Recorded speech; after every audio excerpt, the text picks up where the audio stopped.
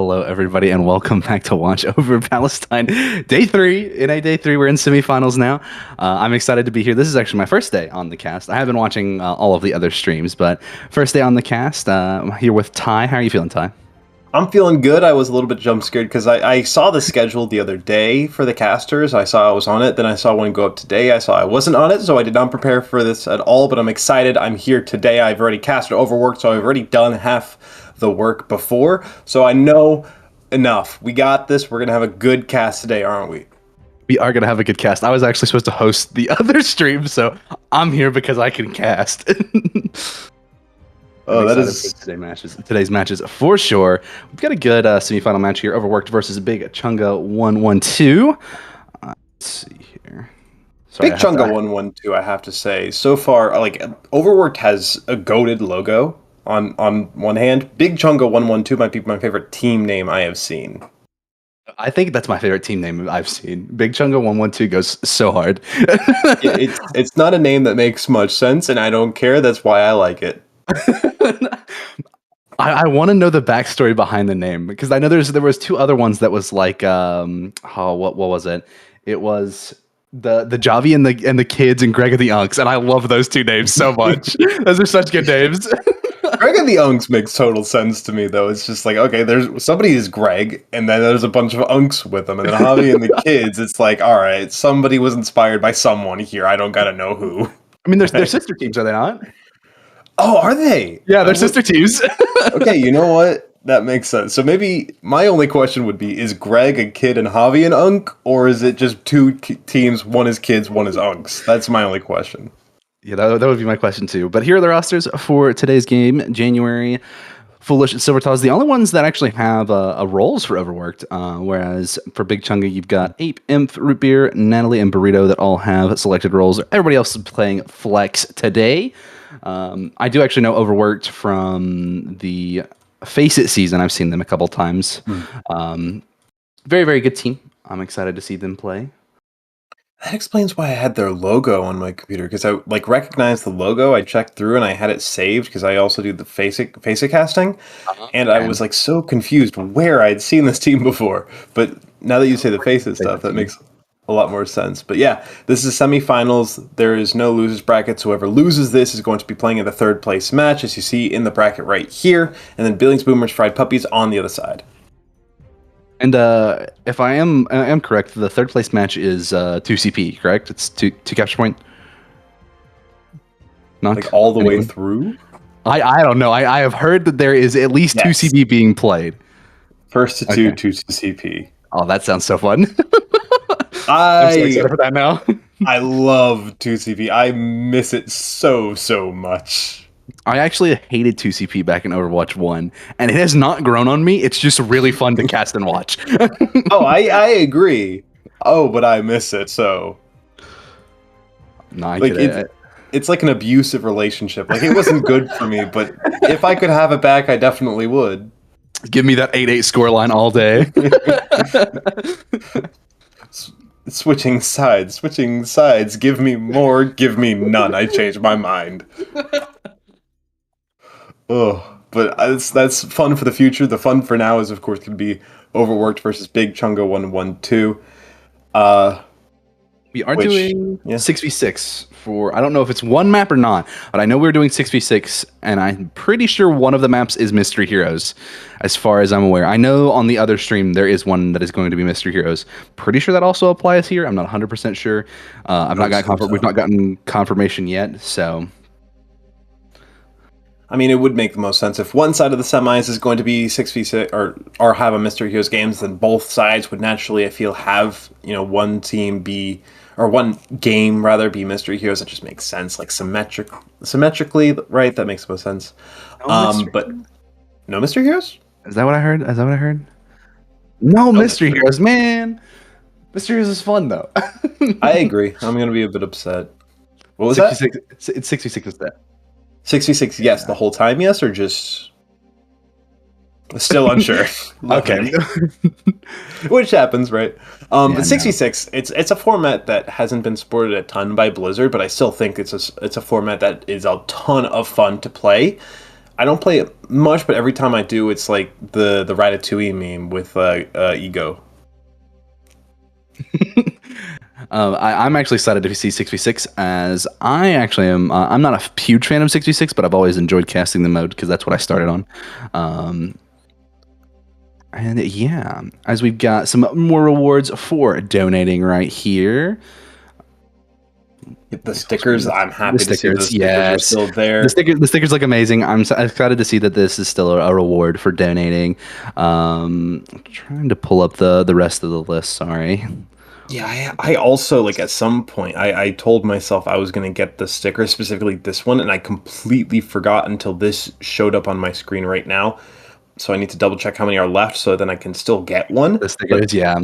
Yeah, last time I checked, they were selling out pretty quick. So as we see here, yep, so the watch over Palestine, there's 33 left, 10 left of the watermelon Petromars. They're selling out, and also we're getting pretty close to our, what is it, 6th, 7th goal left of the whole entire charity. We started at 1,000, then 1,750. Yeah, this is our 7th goal. That's ridiculous. If I remember correctly, I remember seeing this. 4,510 is double what we raised last year.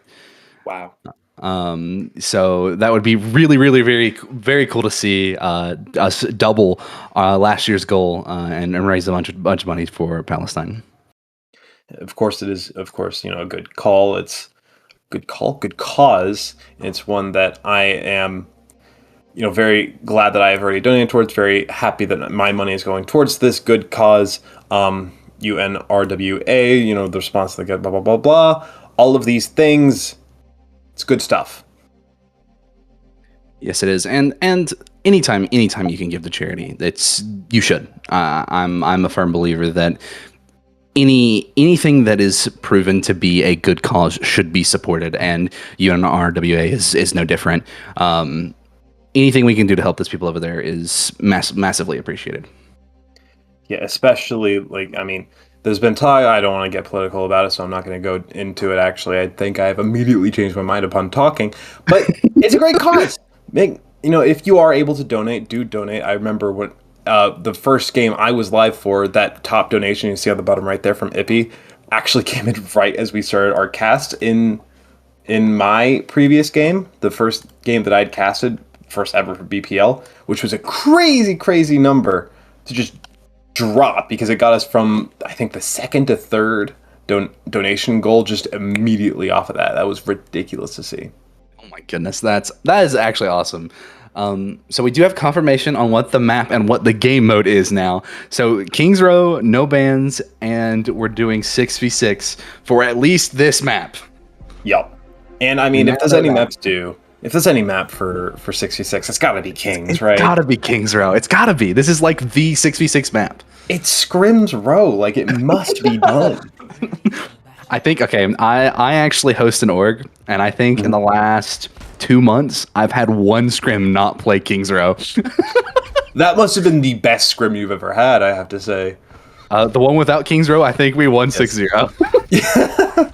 Oh, I am so biased against this map in 5v5. I am a big hater in it. They're talking about no roll. I also didn't realize this was DPS Doomfist. Oh yeah, it seems DPS Doomfist. I didn't even think about that. This, I would assume so. I don't think he would be in the tank category in this mode. Mm-hmm. And that kind of goes hard. I mean, they're using the Overwatch Classic preset. It looks like because they have the old icons. So I would assume that he's DPS in this mode. Yeah, I mean, given the fact that I haven't seen any secondary fires come out for Meatman, that does kind of insinuate the Overwatch Classic mode. That makes the most sense. And God, I miss DPS Doomfist so much. Doomfist is so fun to watch too. The combos you can pull off is just insane to me. I got to witness a lot of that. I coached during the double shield meta, and so Doomfist was a staple. Yup. If I actually played at that point as well, as there's 2 kills that go off pretty quick. The Brawl comp, I mean, you see D.Va, you see Winston in particular, I should say, in modern Kings Row a lot more. But going back to the classics, the Reinhardt is unbeaten. It's a classic on 6v6 Kings Row. Absolutely, and especially on defense, I would be shocked to see that we stick the Winston on the attack gear. If we do, personal preference, but Ryan Zarya defense is just going to be so hard to break with this more traditional dive comp, in my opinion, especially with the Doom and the cast. I'm going to make this Tracer and Echo's life a little bit hard to live on. Yeah, it's almost like a weird version of Hack Fist, right? Where you don't have the Sombra to get the EMP, get the hacks off, but instead you have the Flashbang that you're playing around with, which is a weird thing to talk about with Shoreline Pie. She's going to be able to find Siege Road there, and a Shatter Whisk there as well. They're going to try to chase down some of these kills. We'll be able to do so as January finds EMF. And doesn't seem like it's going to be another kill here unless January goes down.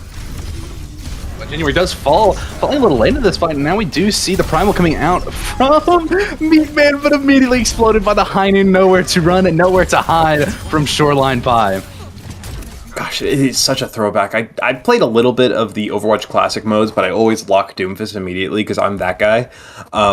But watching some small things here, there, like Pin has like a 9-10 second cooldown at this point in time. Where no good turn radius, no good turn radius can't be canceled. Current Ryan Pin has a 5-second cooldown. By the way, that's a nice grab. The Ryan Diva, a little bit more traditional in this role, but it can still falter to his Zarya.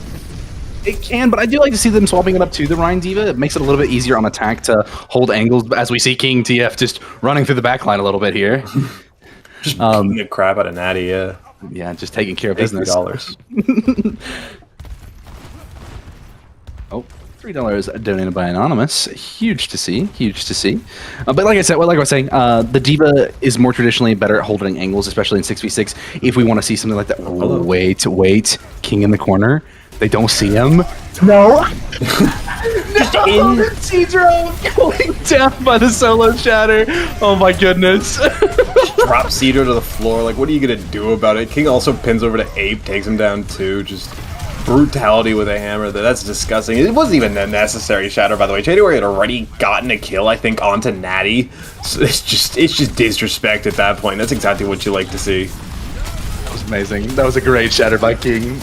I don't care how bad the value was. That was a great shatter. It's, you know what they say, not about winning, right? Exactly. That is such a small amp matrix, bro. Oh my goodness! It's not the flat screen TV anymore. It's the HRT. Oh, what a shatter! King. Disgusting there, shielded. It's going to be a trade there. Meatman goes down, but the beat is going to allow them to push on forward, and a slam drops the cast to the ground. Another couple of kills there for King TF. Didn't you see me? Takes down the Diva Mech. Will they stagger? No. Instead, there's just 16 seconds remaining. No need to stagger. By the way, that shatter was not blocked. It did hit Foolish. Oh, it did? It did. I don't know how it hit Foolish, but not King. I have no idea, but it hit Foolish. Well, that's going to be the grab that cancels out any opportunity to touch there for Ape. It was perfectly timed, but didn't you see me? A true full hold there by Overworked. It's kind of filthy. It's very filthy, but it's such a good full hold. And of course, getting to see 6v6 again and getting to see these variations of comps that we've seen before, like you saying the Hack Fist, but instead you're playing around a stun that Cass has instead of playing around the true EMPs and the hacks. A little bit more interesting to see, and I would have loved to see how the 6v6 meta would have developed if we had stayed in 6v6, because I mean, people are making so many advancements on it now that it's out in a standard mode in the game, but seeing something like that would make me wonder what we could have had if 6v6 never went away. Oh, yeah. I mean, in my opinion, on that note, there's a lot of heroes that I don't think would exist as Overworked go onto the Hell comp. But, like, when you think about it, it's like Rom feels very designed explicitly for 5v5, in my opinion. And then you have other characters like, for example, Mauga is very, oriented to 5v5 at this stage. And then you have Juno, who's very oriented to 5v5. It'd be interesting to see if they had to, how they would design around reverting those characters to specifically 6v6 and tuning them for the mode. I would love to see how the reworks would go for all of the current Overwatch 2 heroes, because even Kiriko with Suzu, that's just a 5v5 ability. Like, Suzu would be so unbelievably broken in 6v6. Imagine just unbelievably broken. Exactly. Imagine two invincible tanks just standing in your face and they get half their HP back. Like, what are you supposed to do? So much damage as well. Thinking about the situation where you don't have the tank natural passive, where the Reinhardt can just take so much headshot damage. Ape does find King TF as Shoreline Pie, though. She's still on the high ground. An ever-present threat as the Doomfist enters the backline and knock up onto the Baptiste, but It's not to be killed. Not quite. I do like that they're running the D.Va again on the defense. I feel like that'll help a little bit more since they want to run the double shield comp on the side of Overworked. As we see Grin diving in, getting the kill. Cedro finding another one on to Didn't You See Me? Grin finding another one on the Semifinals in the back. Shoreline Pie retreating spawn. She wants nothing to do with that, Reinhardt. Which does apparently. If Meatman dies here, though, this will be an opportunity for Overworked to push in here. The double double shield as a perfectly placed lamp there, but this classic double shield comp doesn't work great into the Rein D.Va, like you point out the D.Va is in particular, but the Reinhardt as well. If he can get through those shields with Shatter, it'd be great, but like he doesn't even need to worry about that too much as he's set up here. Meatman for the Shatter, doesn't want to go for it, doesn't want to overextend. Really good eat by Grin as well there, but not enough as King finally able to find the Meatman. Cedro does fall to Didn't You See Me, and now it's going to be a quick walk to the objectives. They're up to the bomb does come out. Able to find King! Pokebomb indeed. That's actually a huge pick because they might be able to recontest this now. Lucio coming in, trying to stagger Shoreline. Instead dies. What a block! Didn't You See Me with a fantastic block right there on the Shatter. Oh my goodness. Just take a seat there by the Sigma. The waning moments to pretty handily win map 1 on the 6v6 there from Overworked. Pretty clean, all things considered. I don't love... If you play...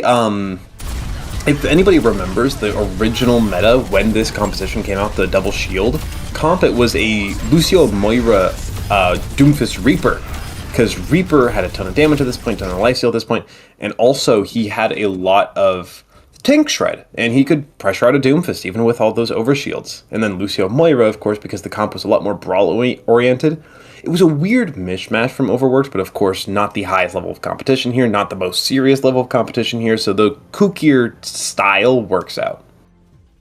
Absolutely, and to allude to what you were saying, I do wonder what the actual patch is for the current classic mode, because that might change why they were running what they were running. I don't know. I don't know what's the patches in a game. I think it's the October 2021, but I'm not sure. I know they were going by week, so it might already be the double shield one. I'm not sure. I think it is October 2020, but I'm pretty sure October 2020 was either the first or second double shield patch. It's either the one right on Sigma's release, which was...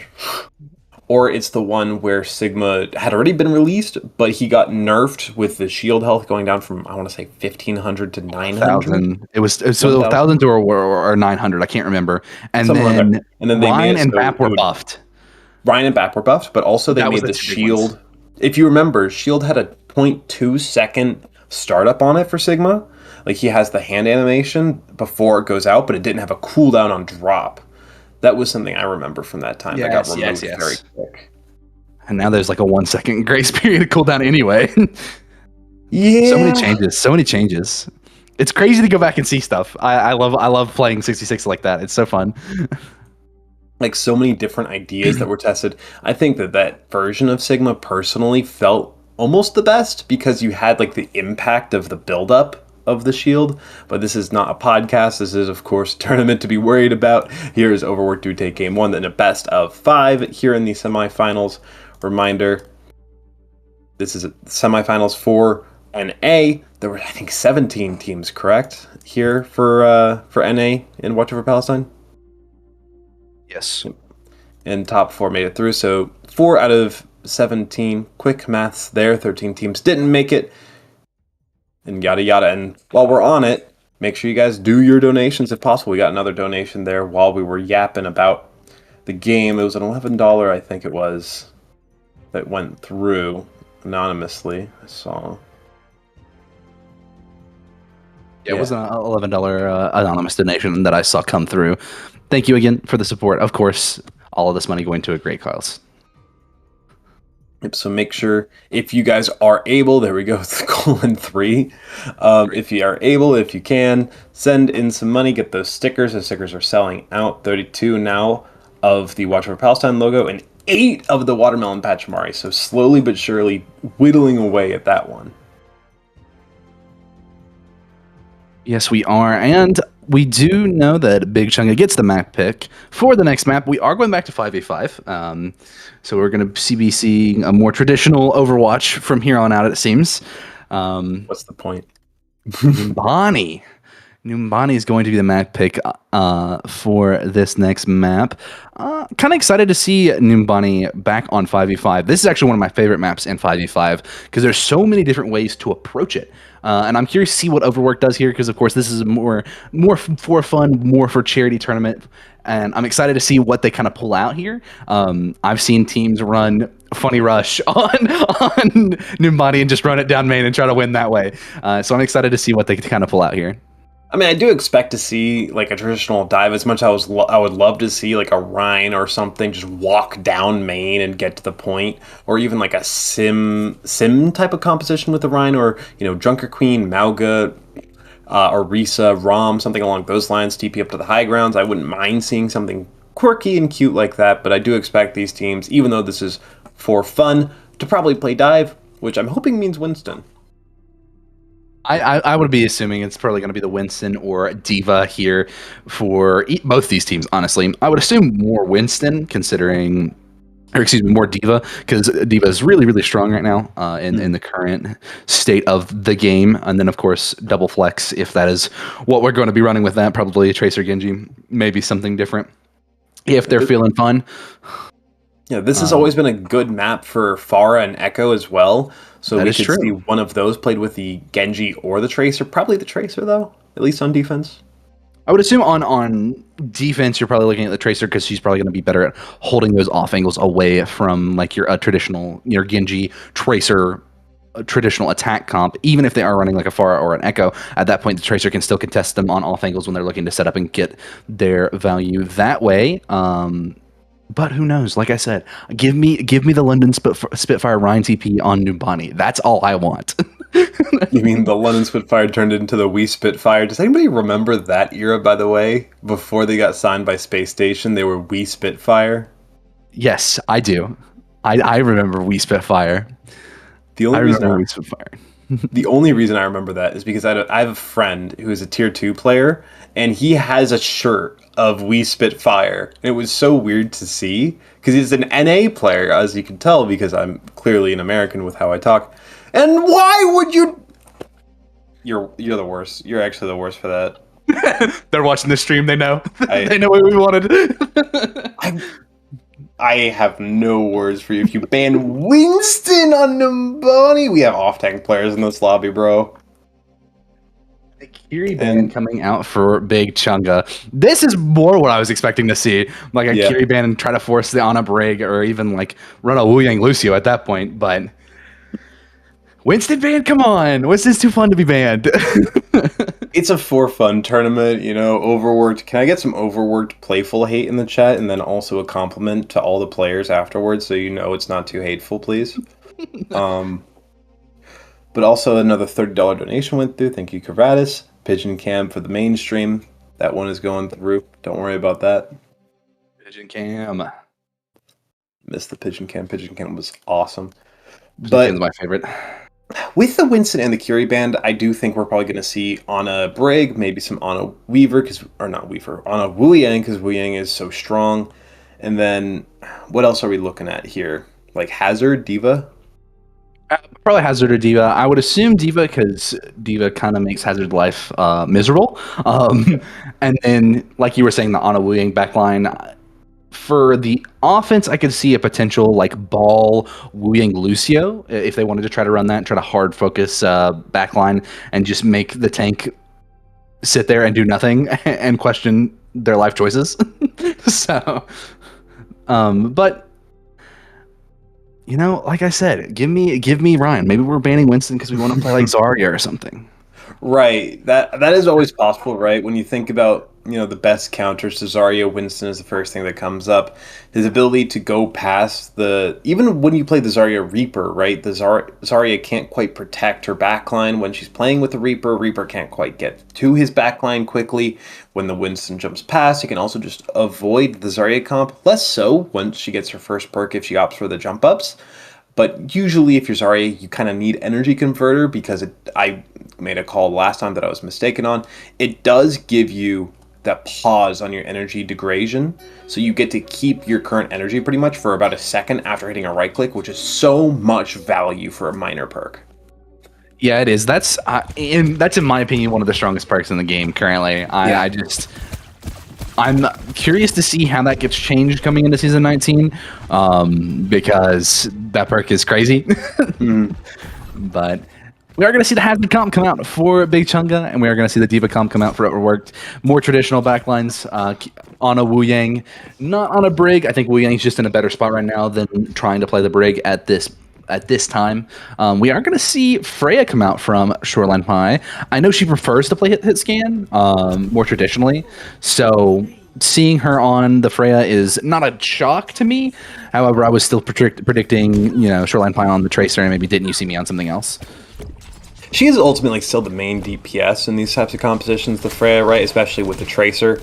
Like, most of your resources will go into the Freya, and her general long-range, no fall-off damage is something that outcompetes the likes of Ashe, Soldier, and Cass here, specifically Cass and Soldier.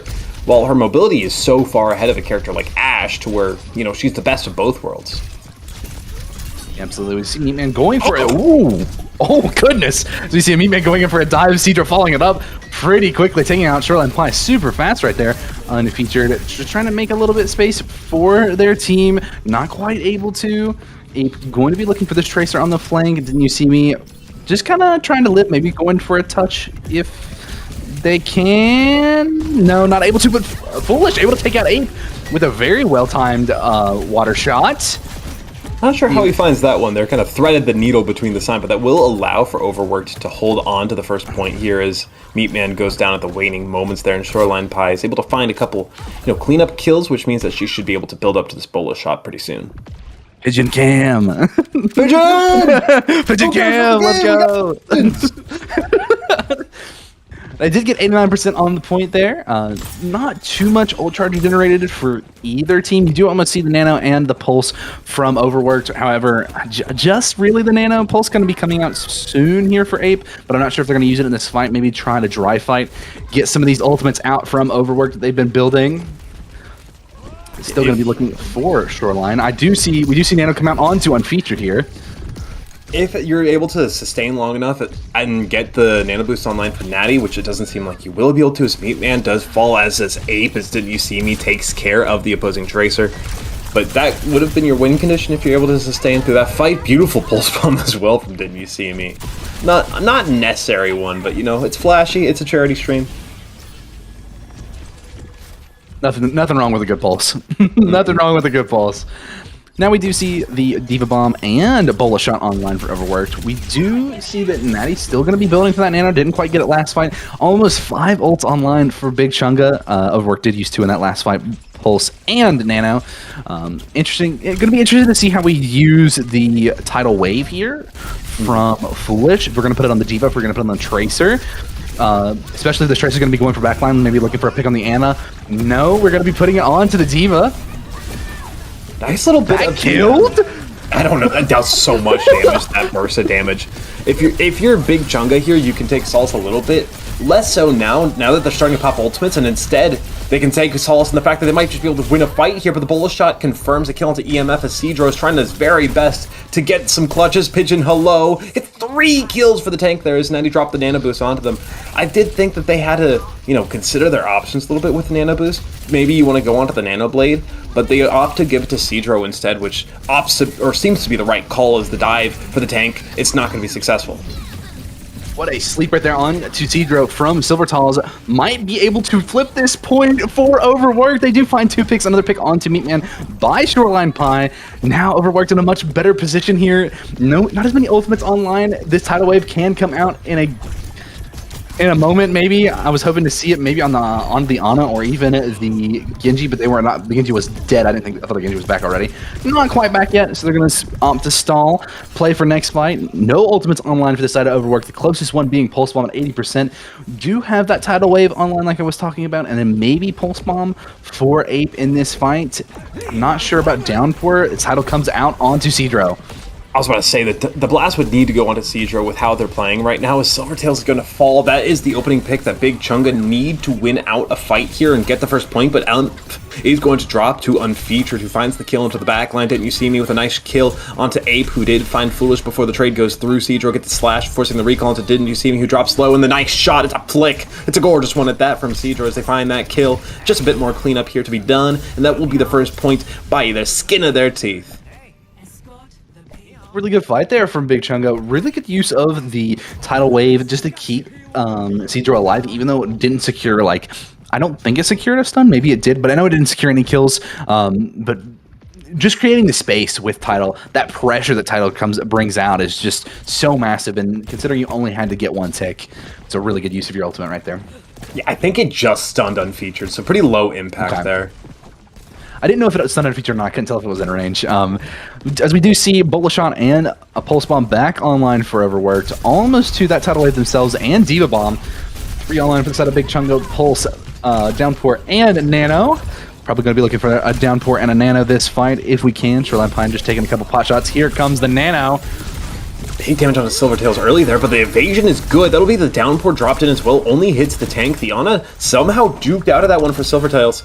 And that's going to be EMF fighting Didn't You See Me in the backline, but it's a trade that you're not happy to see if your Big Chunga as Citro goes down. They're not able to survive the damage from the Freya, partially thanks to that bullet shot, and it does seem as though the reset is going to need to come through if they can't find a trade, and there's not really many opportunities from this point, even with these double dive backline, or double dive DPS.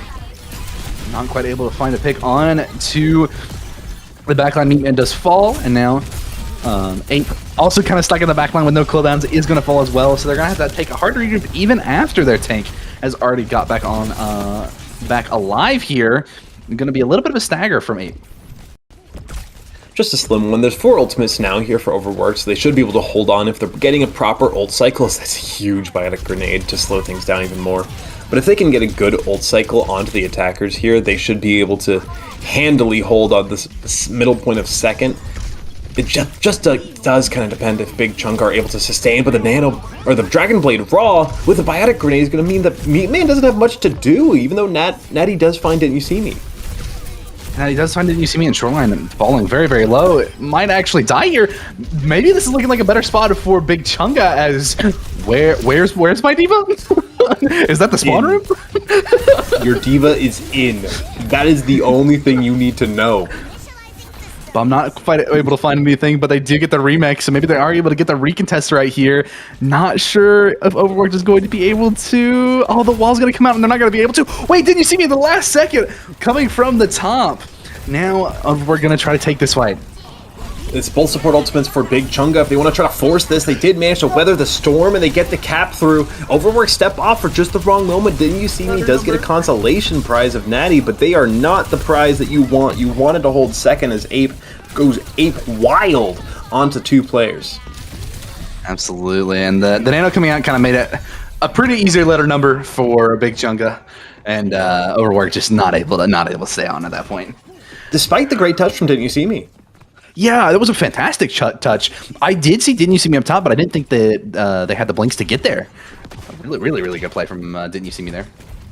Subtle Blast and Downpour are both online. Again, Big Chunga, they weathered that early storm. Unfeatured forced to mirror the hazard. Downpour goes on, just hits the tank pretty much, but Unfeatured is not going to be able to survive all that damage, man. Not with a wall behind him and no LOS from his supports. Not much you can really do there. Interesting choice of the perk here for EMF. On the level 2 perk, he opts to go for, I don't remember what it's called, but the one that goes out and then it comes back in. Usually you see the other perk, the Falling Rainfall one, which it gives you more damage effectively. So it's interesting to see that one opt for, as EMF's Tidal Blast does find Didn't You See Me. Didn't even see him on the screen there for Ape. A really good Tidal Blast right there, right at the very end. Seems like Overworked just kind of got a little bit stuffed after that failed hold on second. Couldn't quite get things rolling again. They do cap with 14 seconds, so that means that if Overworked does cap with over a minute, they still get an attack because they have 14 seconds. But it's so hard to get through Dorado Nambani, isn't it? Like, just getting the full cap is such an achievement. Yeah, absolutely. Especially with time. Typically, you see it in overtime, and it's like a pretty good stall overtime fight. But seeing it there with with time still after you capped in overtime on second is very impressive. Yeah, like that first point wasn't great. The second point wasn't great, and then they managed to. I think that it was only the third point, right, where they didn't cap in overtime, if I'm not mistaken. Yeah, it was only the third point.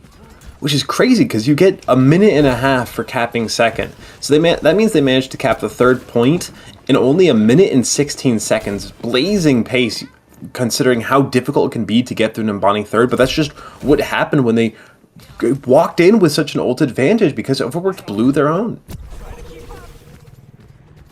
Yeah, and I'm curious to see how Overworked comes back from this, because momentum is definitely on Big Chunga's side here, if you ask me. I mean, yeah, that's a great cap, and especially after that touch, having to pop Nano, and that's the only ultimate that you really have to pop to secure second in overtime, then just blazing through third, makes things a little bit more difficult on this attack. A little bit of confidence building for Big Chunga. The Widowmaker walked out here for Didn't You See Me. I don't anticipate him staying on this pick. I do expect it to switch off at some point to the Tracer. It's going to be difficult to play Freya Widow. Yep, there we go. Into a Tracer Genji. Just not enough mobility and angle pressure to really sustain through what a double dive DPS can do. Yeah, and it's just so volatile. The Widow has nothing really to protect the Widow in this comp, especially when you're running no Brig. Brig can really like help with the packs. It's a little bit harder for Foolish to full peel for a Widow in that scenario. You really need to be looking at your Ana, your tank. Weird place for the Tracer duel to be occurring here, by the way. Usually you would expect it down on the Mega Room, but instead it's going on the high ground, and this Tracer duel isn't looking much like a duel. Instead it's looking more like a beatdown as Didn't You See Me gets the aid from the Wu Yang, and it'll be the kill onto Ape as Meatman does find Shoreline as well. And was that a baby diva? I don't even remember seeing Unfeatured get demeched. Unfeatured did get demeched in that while that Tracer duel was going on, and it actually caused Overworked to not win that fight, even though the Tracer duel was won. I think they were down like 2. Even with the Tracer duel 1. Are they fighting in spawn? Yes. Didn't You See Me is being hunted, or is currently hunting Ape, I should say. The confidence to believe that you're the better Tracer. You know, you gotta have it, but, you know, at this point, looking like an assassination from behind is potential. Although he's gonna hold this corner, and he doesn't have the tracking to get Ape there, has to blink away. Taking so much damage with the fight going on. Both Wu Yangs have died, but there's no other victims in this current fight. It's just a 3v3 when counting the missing Tracers. Yeah, we do see Bullet Shot come out from Shoreline Pie. She's not able to find anything with it, but Nano comes out onto Cedro. Big Chunga looking to try to hold this if they can. Cedro just putting pressure on to Overworked's backline with Unfeatured down. They're going to opt to back up and not take this push anymore. And the switch off for Unfeatured as well, back onto the Hazard. And I don't know if you saw how close they were to the first tick, but there was 0 pixels between the uncompleted status and the point they needed to get to. It was around 33%, when it's 33.3% to get the full cap onto the first tick. That's so unfortunate. That's really unfortunate, especially because that would mean the tick is actually held as Tidal comes out, and Nano coming out onto, I'm pretty sure that's on Unfeatured. Unfeatured does able to find a pick onto Natty Meatman, following the backline with the sleep. Wait, but Cedro even with Ape are able to find 3 in the middle of the fight. This is actually turned into a close fight after that really strong start from Overworked.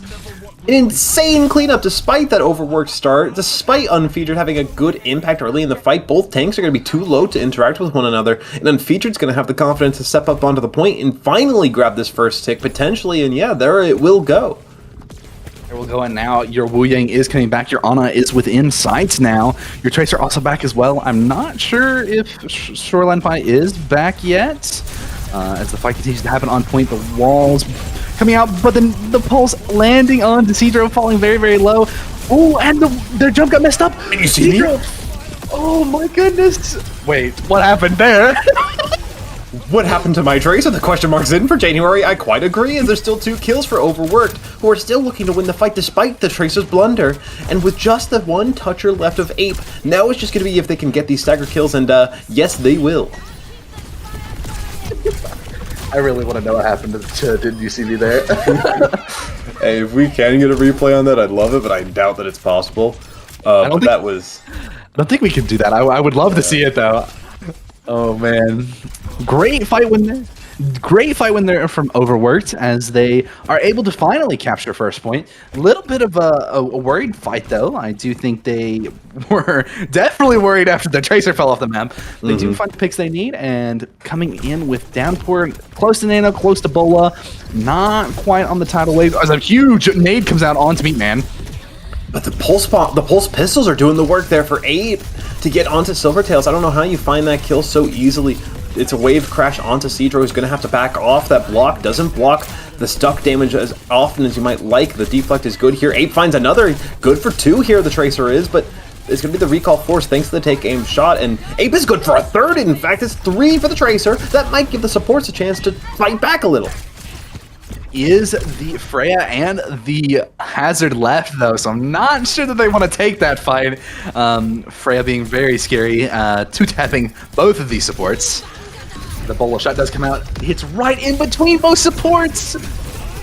Sometimes you gotta pick a specific target. It's the Tidal Blast and the Nano Boost, both onto Cedro. They need to find some value with that one. The Downpour drops into the backline. Hello, Anna. Goodbye, Grandma. There's the kill from Meatman, as Cedro taking so much damage from that Freya. And yeah, there's a second now. The DPS are finding so much work in these fights. As an example, nobody's gotten a kill in the past like minute and a half, but a DPS, which, I mean, I guess that's kind of biblically accurate Overwatch, isn't it? A little bit. As we see Meatman cleaning out the kill onto Shoreline Pie, and didn't you see me kind of stalking back here, maybe trying to pull somebody onto high ground for the duel? Oh, Ape's gonna take it. Ape's gonna take it. The recall comes out. Both recalls are out. Interesting recall there from Ape. Didn't need to pop it. Was at like 138 HP, I want to say, as Anonymous. Thank you for the donation, $25. Heck yeah. It was an early recall there from Ape. Could have chased the kill a little bit further. That is so much damage. Blocks the Jagged Wall. Could have been a dead Genji if it wasn't for that passive Wu Yang heal. Yeah, and we do see that EMF actually elected for the other perk on the defense here. As we do see a blade come out, Silvertoss falling, Foolish falling it just as quick. I'm not sure that Overworked is going to really be able to do anything in the last 20-ish seconds here. Unfeatured, opting for a reset. Shoreline does find a pick on EMF, though. At some point here, Foolish switched over to the Brig and is at 68% to this rally. If Overworked can win this fight, they should be able to perform a similar thing to what Big Chunga did in the previous round and roll over 3rd. But the question is, if they can win this fight, they have ults. They just need to get a touch on point in a consistent battleground without dropping one early.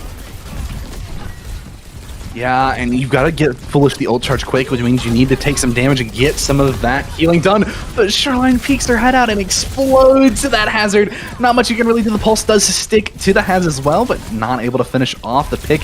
The Tracer harassing the backline. He's falling really low. Ape. I'm not sure if Ape's going to be able to... Oh, Ape is able to live, but Unfeatured, able to find a pick onto Meatman. Cedro's going to find the pick on Unfeatured. Just looking for a last-second touch. The Ana coming in, hitting a nade. Probably going to fall. Not quite... able to. Didn't see me able to find a pick onto Ape. Silvertails does fall now. The Rig Rally does come out. They're going to have to pop Downpour for this. Still touching. Didn't you see me somehow still alive fighting this? The ball does make it back Unfeatured. Now on trying to contest. Didn't you see me finally able to fall to the Nano it has? I'm not sure how long this ball is going to be able to live. It looked like there was a situation there where Big Chunga were going to lose Overworked. They had started to get their ult rotation back up, but at the same exact time that rally came up, critical kill from Cedro earlier on in the fight here, as I don't think this is, the play that they did at the end there could be, but Cedro was doing some absolute work, I have to say, but at the same time, it was a kill onto the Freya that has happened so many times from Cedro. Shoreline Pie, she was the target consistently for Cedro, consistently getting that Freya out of the fight. And I said early, if they get somebody picked early, it might be done. And that's exactly what happened. They got picked early, and even with their ults coming online, it wasn't enough. No, it wasn't. And if you're Overworked, that's where that momentum that I was talking about, being able to cap 3rd with time, they held really effectively on that first point. I had to captain overtime, even not letting up a tick until that overtime attack. And it really felt like Big Chunga was just in the driver's seat. And I'm curious about the Brig switch. I did see it happen. I didn't comment on it, but I'm just not sure if that was the right call there right at the very end. I think the Wu Yang could have provided a little bit more value, but Brig is fun, so. Brig's great, I agree. But at the same time, the late switch there onto the Brig, even though the later the game goes, the faster you build up perks, it does mean that they're not going to have access to their tier 2 perks soon enough to where I think it's worth the switch. Where Wu Yang, you've already got your tier 1 and 2 perks. You've already gotten a full build pretty much, which is something you do have to consider when you make a last second switch, right? Is it going to be worth it when considering the build path that I'm going for when it comes to consider whether or not I'm going to have my perks in time? Yeah, absolutely. And those stage 2 perks on Break are really, really strong, especially when playing into Has. I mean, the perk that gives you a 0.5 second cooldown reduction on pack could have been massive right there, especially in that last fight. Just swinging on to the Has in rally, you could just pack your Ana over and over and over and over again. Not much they could have been able to do about it. It's a ridiculous perk, that one. I didn't even remember it was in the game. And So that is strong. actually a tier 1 perk, dude. I didn't realize It's a tier it was 1 a minor perk. Melee attacks reducing repair pack by half a second. I think that does just mean primary fire. But like the tier 2 perks as well. No, I'm thinking about the Inspire off of Brig Shield. That's the one that I was thinking of. Yep. I thought that was a tier 1 perk. Where Bash gives you 30% movement speed for 2 seconds, and then Inspire Healing is instant when activated by Shield Bash. It's another great perk, as much as, Whiplash is great into Hazard specifically, as well as the next map has been selected, Lijiang Tower. And before we go into that, I just want to bring up, I didn't realize until just now, we had 2 hybrid maps in a row. I mean, sometimes that's the way the cookie crumbles. They wanted to play hybrid twice. Hey, what can I say? I can't argue with that, right? It was pre-order, right? Like that was what was supposed to happen, right? I'm not crazy. I do think so. So it's not too shocking. It's not like it's a big deal. I just thought it was funny, something to point out. But Lijiang Tower, it's going to be much closer in play style to King's Road compared to Nambani. Very dive oriented. We're going back to the brawl. We are going back to the brawl, and I'm curious to see what the bans are going to be here. As Lijiang Tower leans into more interesting play styles, I feel. We see this map a lot in first map scenarios in pretty much any tournament, because Control being typically a first map. But we do see the Lucio ban. That is what I was going to be interested to see. Are we going to try to force a Wu Yang comp here? And Overworked banning the Has. So with those 2 bans, we're looking at like a Wu Yang Kiri, Wu Yang Ana situation again, where both backlines are going to be pretty diveable, but you're going to be more on the rush. Probably going to be leaning towards that Zarya Reaper comp yet again. Maybe looking for the Diva if you're Overworked, because I know they prefer the Diva typically, especially on Gardens. Gardens is a very good map for that dive comp. And I have to say, this is just excellent banning from both teams. The Lucio ban is so good for Big Chunga based on what we've seen, and Overworked to get the perfect response ban with that Hazard. Like, Lucio cuts out a lot of those brawl comps, forces you into either playing Hazard or Zarya. And I will say, from what I've seen from Overworked's Zarya composition, it's not great. Granted, they are the first seed heading into the playoffs, while Big Chunga are the 4th seed, so, there are questions to be had about whether or not Big Chunga have the Zarya comp themselves. But more importantly, I think if it's possible to go back to the map win screen, I do think that was a perfect example of like, okay, the bans are really good here for Overworked as well as Big Chunga. But more importantly, looking at the win rates for the maps, Overworked have won Lijiang 3 times, lost it once. Big Chunga have won it once, lost it twice. Big advantage here coming into this one for Overworked. Absolutely, and though I have seen map win rate not matter as much, sometimes you play against tough teams and they prefer Lijiang Tower. You still have a good Lijiang Tower fight, and you put up a good fight on Lijiang Tower and you win it, like you lose it 2-1, and yeah, you're 1-3 on Lijiang, but then you get up against a team that doesn't have quite as good a game plan for Lijiang Tower, and you're going to win either way, even if their record is also like 4-1, 3-1, something like that. Especially with a small sample size, right? Like that can skew things even further. Absolutely. As we see a very interesting comp from Overworked. we're not doing this, Let guys. him. Are we doing this? Let King play the hog. Hey, I'll let him cook. Does that mean his team will let him cook? Seemingly, yes. The hog is coming out. Yes. Pick into the Winston. This is a read that they're coming out with, I'm sure, where, you banned the Winston the previous map on Numbani, and with no has, it's natural that Meatman is going to want to go over to this, and you have immediately killed your counter. My goodness, what a hook and what a play by King. Just the confidence to walk forward, look for that hook, and take out the Ana so fast as Big Chunga just falls over.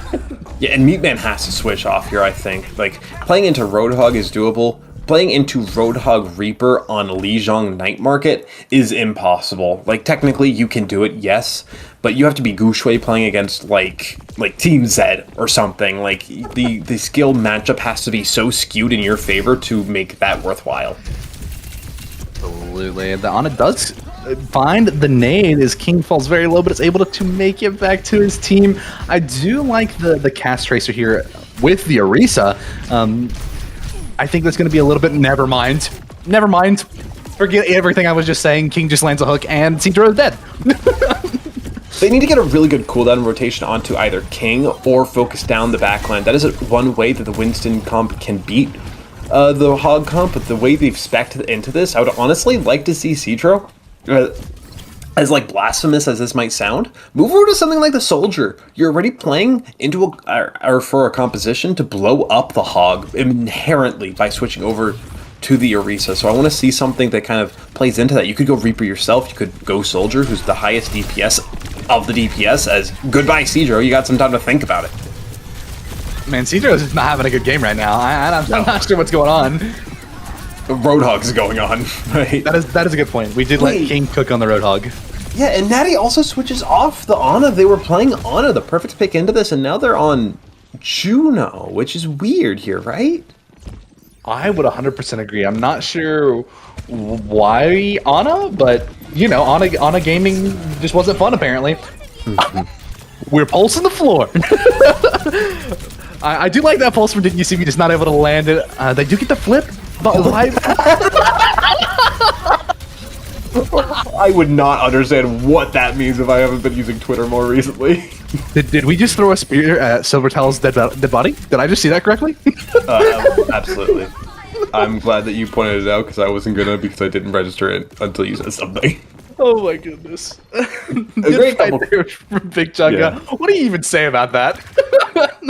Well, I can say it was a great couple of cleanup kills there from Ape, and I do like how they're playing this composition. If Natty is able to build up the Orbital Ray, they can get a lot of value off of that, right into the Roadhog specifically. Roadhog is a character who, by using the Take a Breather, he lives by a hair a lot of the time, so increasing your damage and shrinking that margin of error even more can blow that Hog to smithereens. That's one good thing about Juno.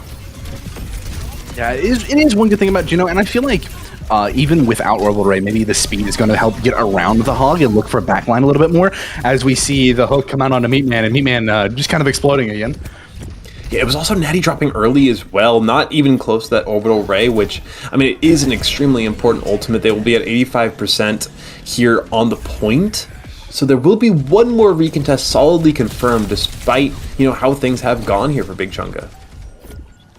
Absolutely, and I'm curious to see how Big Chunga approach this fight, if they're going to try to go outside, as they do wrap around outside of exactly like I was saying. Looking for that, maybe trying to look to build that Orbital Ray as the Juno's getting hard to focus, maybe looking for a boop kill. Oh. Meatman, no! So sad. Falls like a rocket. Shoreline Pie's going to pop that Death Blossom as well. She's not got many targets, but it's still just a bit of insurance. I think this is an expected outcome for round one. Absolutely. Not quite able to build that Orbital Ray, so I'm not so sure about the Juno switch there. As you may know, Orbital Ray is one of the hardest ultimates to build in the game right now. It's the highest cost in the game right now. I was going to say, I'm pretty sure it's the highest cost in the game, if I remember correctly. And it just takes forever to build that ultimate. Mm-hmm. So if you're Big Chunga, I think maybe staying the Ana might have been the better play there. However, it's for fun. Who cares? That is true. And hey, you do what you're going to do, right? They're going to switch over back to the Ana here. I will point out, though, just as a frame of reference to really understand how expensive Orbital Ray is, Granted, Juno has big numbers, bad TP, lol. Like, Juno just pumps out numbers, but it's 3135 ult cost, the highest in Overwatch history, if I'm not mistaken. 3135? 3135. Yo. But she has a lot of healing and a lot of damage to just put out, and what happened to Ape? Destroyed. I don't know what else to say. Destroyed. Maddie's gone too. Didn't you see me on the tear? There, he's got 3. Cedro gone as well. As didn't you see me just running through the enemy team? We didn't even acknowledge what was going on. That was a good fight from Overworked. It was a bit of a 1v9 fight, admittedly, but it was a good fight nevertheless. They got the cap. But it's a good fight to lose in a way for Big Chunga, where you don't give away too much percentage, and never mind, Ape is dead again. Didn't you see me has turned on something? I don't know what. Didn't you see me has turned on? He's had enough. He's turned on the aimbot. Checking PC. Checking PC. It's just disgusting. How do you play against a Tracer who's doing these kinds of things? The tier 2 perk is up now for Meatman.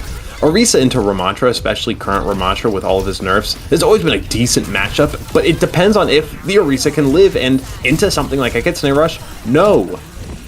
Yeah, not really much you can do about that. The Kitsune Rush coming out and Meatman just kind of falling over. We do see 2 more ultimates coming, or 3 more ultimates coming online for the side Overworked. That Ramantra ultimate, Annihilation, Death Blossom, and Pulse, as we see Didn't You See Me taking another Tracer duel. It's been pretty good for him so far. Ape has not been able to put up much of a fight on this map, despite how good he's been in previous maps. The spin forward for Meatman, I'm sure the Terra Surge is looking to be put in, but EMF is already down to just the regular pummels of the Nemesis form Ramantra. The fights have been lost so fast for Big Chunga, though, that this is, what, their 3rd, 4th fight, and they're only at 75% on the other side of things, and Cedro, they're able to find a kill onto Didn't You See Me. Yes, they are. 4 ultimates online for the side Overworked, so compared to the 3, well, 2 now, as we see the tidal wave coming out from both sides, not able to hit anything. Wait, it hits the Juno for Big Chunga. Oh no! The backline is absolutely getting run through right now. Shoreline Pie able to find that stun, and then Silvertaz just killing the rest of the backline. Barely triggers the OT, but nobody who's respawned is going to be fast enough to recontest. I don't think anybody could have been fast enough to recontest that one, as Overworked handily win Li Zhang and put themselves up to match point. Yes, they do, and I don't really know what you could say happened in that last map, other than Didn't You See Me gaming? I mean, Didn't You See Me gaming? But also, like, it was a lot of like, okay, I respect that hook, but the way that Overworked played, they kind of just got onto a map that they have a high win rate on. They got into a map where they can play the preferred composition. It was a real sort of like, everything coalesced to be the perfect scenario there for Overworked. Yeah, and I really think that if you're Overworked, going to that map and playing the comps you're more comfortable on is probably what worked best for you. Especially, I love seeing the Roadhog. I think it's one of the most underrated picks right now, and is actually pretty viable in current meta, especially considering Dive is a really popular comp. We saw it run a lot in Korea, in OWCS, and I think pulling out the Hog is just something that nobody really expects anymore. So you're like, yeah, I'll just go the Hog. Good luck. Yeah, and I'm pretty sure season ends in 2 days as well, and the new season will begin right after. And if that's the case, and Roadhog doesn't receive some nerfs, I do expect we're going to see nerfs to a couple of the other best tanks in the game. Hazard is still perennial top tier tank character. Diva's been, reintroduced as a very meta character. Orisa's, got her presence. But if Roadhog doesn't get nerfs, I do think that the nerfs that will surround him, if they do exist, or even a buff or 2 in his direction, will sway the meta to be Roadhog-centered. I could absolutely see that coming true. We could return to the rotation of the big 3, where Roadhog is meta for a little while. Yeah, we're slowly turning back the clock. We're going back. No, get out of my head. You can't escape. Dude, you don't even know. The last team I played on was a college team, and it was in the smack dab middle of the Orisa era. Like Mauga had just ended. Like we had scrimmed a little bit of Mauga. We were really good at the Mauga. I was really good at the Mauga for my rank, and then we ended up getting forced onto the Orisa because the Orisa was meta. And oh my word, it was the worst. Like I was playing like 20 hours of Orisa a week, dude. It was. I was a college student too, so it was like the worst case scenario for me personally. But either way, we're gonna be moving Class. into Go to class, play Arisa. math horse, math horse, math horse. I was a feel your film pain. student, so it's camera horse, camera horse. Horse. I absolutely understand. I was on a college team when Mauga was meta, so yeah, it was definitely math Mauga for me. Either way, though, if I could just get 1 second, actually, I might need to pop back, but make sure you guys go for the donations. Watchpoint Gibraltar will be the next map here in the series. Some more dive, which I think should be expected based on how things have gone. Absolutely. I'm curious now that we've seen like the hazard ban come out. I'm not sure what exactly we're going to be looking at for bans for Overworked, because this is one of those maps where, you know, second, third point has is really good, especially if you're going to be running the more typical double flex DPS comp. I feel like we're trying to stay away from DPS bans as much as possible, so we could see a Diva ban come out here. Maybe run a little bit more Winston for a big Chunga. I know they wanted to show it there. This is more of a map centralized to that dive. Maybe more of the Ana Wu Yang. I could see Wu Yang getting banned here by Overworked, forcing them onto that Ana Brig, considering they wanted to try to play it on Numbani and just quite weren't able to. We could possibly even see something like crazy. Who knows? Maybe we see a brig ban from Big Chunga. This is Overworked has first ban, yeah? Yes. They should. They should. I actually do think that its winning team gets the next ban, so I'm pretty sure it will be Overworked for the ban. It's losing ban gets map pick, and then winning team gets first ban. Right. Just making sure I was right. I do expect this could also be like an Ana ban. There's no repeat ban, so we're not going to see Winston. And I would not go for the Tracer ban with how good, Overworked have looked specifically on the Tracer and have avoided any other flex DPS. It seems Genji is another good pick here for Overworked, though. If you want to force the Tracer mirror. Yeah, there is that Genji ban. I was kind of like brainstorming what it could be. I said we were trying to kind of stay away from the DPS, and then Overworked just says, "Nah, we want the DPS ban." Now this does leave the door open a little bit to kind of force maybe an Ana Wu Yang comp for a big Chunga. You can ban or you can ban the Diva. That was the other ban that I was talking about. That was the ban that I was kind of expecting from one of the two teams, considering they want to play the dive, so it's going to be like Winston Hazard, and then banning Diva. We know Overworked prefers the Diva, so taking that variable out of the equation is just good in any scenario. I assume if the dive, the Winston mirror, right? Yeah, I mean, you at this point you've just got to go Winston, unless you want to play the Has, which you can. It's just going to be a little bit harder if you're going to run like the on a Wu Yang backline, because the backline can just sustain for really long amounts of time, and then they can get double wave, and then they can sustain for really long amounts of times. And another thing about the Ana Wu Yang backline that can meddle with Winston's preferred sort of engages is that Winston Bubble doesn't block Wu Yang's heal. Wu Yang is one of the only supports in the game, alongside Mercy, I believe, who isn't blocked by barriers with their healing. Every single other support in the game, except for repair packs from Brig, get blocked by barriers in this game. Hi, puppy. I'm petting a dog right now. Yeah, I actually think it creates a little bit of interesting counterplay to where you really have to focus the Wu Yang first. You have to try to force out the abilities from the Wu Yang and make something happen, so that way when Wu Yang doesn't have their cooldowns, they just kind of blow up. Yeah, and that's just what you have to do. I mean, it's kind of similar in a way to what you do with on a Brig, right? Where Brig is generally the first target if possible, because packs go through shields and because packs are great burst heals, especially when paired with Biotic Grenade's burst healing. The pack gets 37.5 burst heal if there's no DPS passive applied, which makes the numbers more confusing that I don't want to do that math. But it's a very familiar situation when you're considering Wu Yang Ana compared to Brig Ana.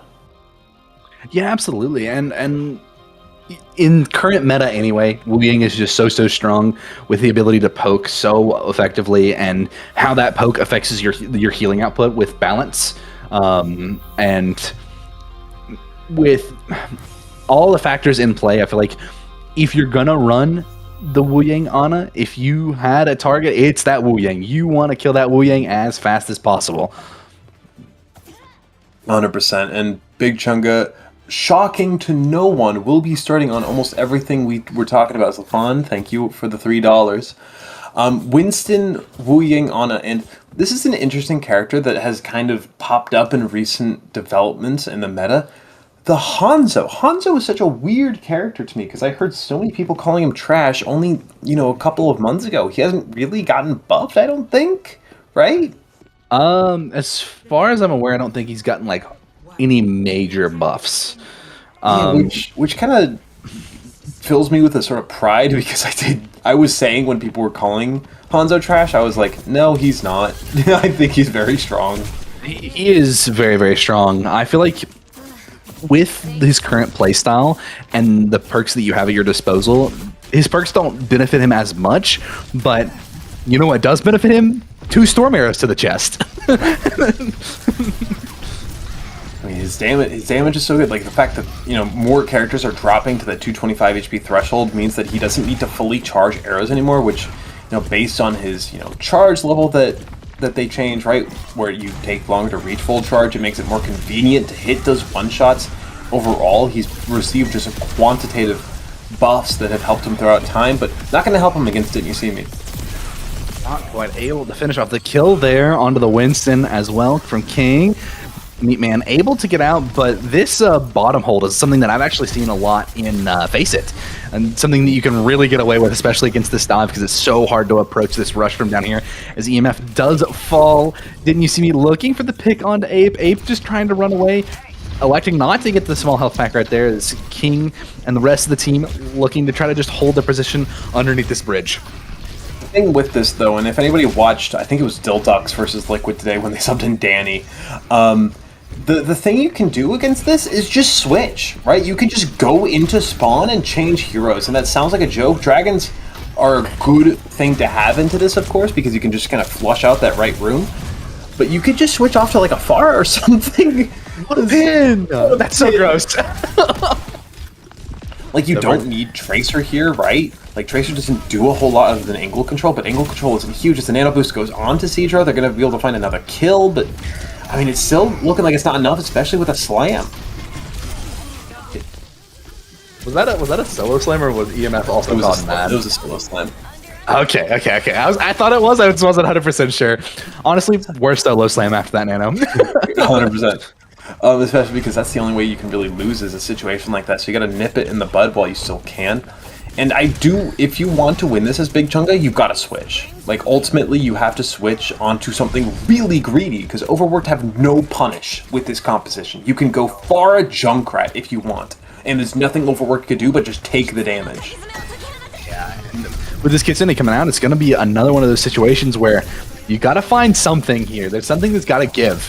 As I think it's going to be the Kiri Foolish finally able to fall there. King with no more Kiri on a heals, just falling down as well.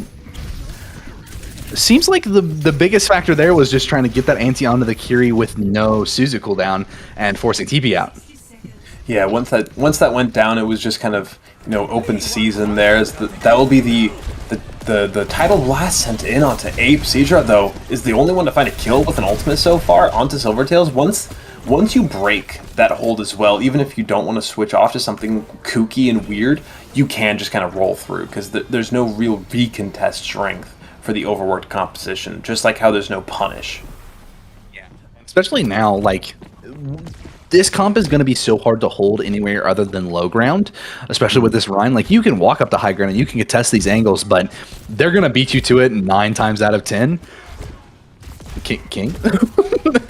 As we see King go to the high ground and fall off the high ground. Watch this. I have a pulse bomb. Just thrown at the wall. Hold this. Hold this, yeah. I forgot what it was.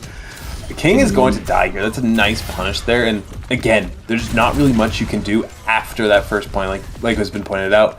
Even though Shoreline Pie, she does find Ape, I'm curious to see if it'll matter. Pretty sure it's not going to, with Foolish falling to the on Ana, Natty on the Ana as well. I don't really know what you're going to be able to do to break this high ground hold from Big Chunga now on the Rhine, but you do have Shatter, and you know what that means. Solo Shatter potential. It means someone's going to get hit with the hammer, and it will be Ape of all characters. Of every hero in this game, I would flame my Tracer first if they got hit by a Shatter. So I'm hoping that Big Chunga's entire comms is 4 jerks and 1 victim. I mean, fantastic solo Shatter by King, if you ask me. Taking the problem out of the fight. Right. I mean, hey, whatever works, right? Is Meatman considering a switch there, jump towards the spawn, but will be staying on the Winston for third, as King is actually going to be the one to switch off. I do think you can have to here, right, with how things have been going. Weird to see, somebody moving from the Reinhardt doesn't go over to the Winston. You'd expect a main tank player type to have a Winston. I would also expect that, but at the same time, I think that Poke and Rush are very, very good on third point. In some cases, it's better to swap off of dive and to like a Rush Poke comp on third because of how strong it can be. I've seen that happen many a times. A weird Dragon Strike there. It feels almost not properly timed. A great wall from Didn't You See Me as well to block off Meatman. Nano Boost is great. It's not going to stop all that.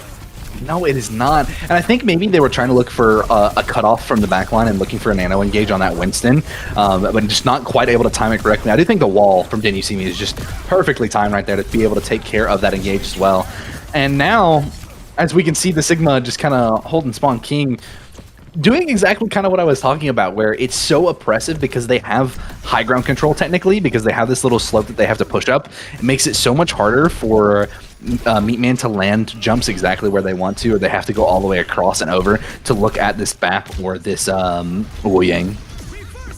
I mean, the Wu Yang does have to be the target. The BAP or the Ana. The Ana. Sorry. I meant the Ana. Yep. I was looking at my dog, so I kind of missed that for a little bit. Cedro just find the kill into Didn't You See Me. Not one you would expect to quite happen, but the chip damage. There's a lot of characters who can do enough chip damage to bring May into the one-shot range as the Deadeye from Shoreline Pie. She will slow down the assault of Big Chunga. Bite a grenade as well to Cedra. Hello, what are we doing over here? Sleep Dart hits onto Silvertails, and a Sleep Dart. Oh no, that's a groggy kill. Right. Yes, that is a groggy kill. That's a huge... Oh, that's such a nasty graphitic flux. Nothing to escape from it as well, because you didn't have sleep. Just to clean up, graphitic flux takes care of 4. Hey, look, now Overworks on a dive tank. They're on a dive tank. You're right. with the floaty perk. I love that perk, by the way. It's so fun. One of the most fun perks in the game. It's just good game design. That one, like, that's one of those things where it's like Sigma can never get this in the game because it'd be overpowered. But with perks, oh yeah, give it to them. I mean, everybody gets something a little overpowered, don't they? Oh yeah, for sure. But I'm so glad they chose that for Sigma. As EMF actually finds a kill to Shoreline Pie somehow. Pretty sure she was kind of caught out front with the Sigma no longer there. A little bit hard for her to sustain herself. So we do see the window come out, pulse, hold that again. Watch this. Meatman does fall to the window, not quite able to escape it quick enough, as King, finding a pick onto Ape in the backline, now going to be able to walk forward a little bit here to take care of... Oh, he barely dropped! I thought that King had gotten that for sure. The nano comes out onto King, and the nano's on Cedra already, but it's not going to be enough. Didn't you see me swapping over to the Widow? I mean, you might as well at this point forward. Like, the Widow's just going to add some more chaos, and it'll make it more difficult for Big Chunga to play a real recontest, because you have to worry about the trace. The Widow's angles, a punch in the face there for Didn't You See Me, and getting the 3rd point, a decent achievement here. Yeah, and again, like I said, as you saw, this poke comp just really hard to break in this situation. It's so hard to get into their angles. They're holding so many, and you dive one angle, and then the Sigma's like, hey, I'm going to rock you, and then you're going to be stuck on that angle. Good luck.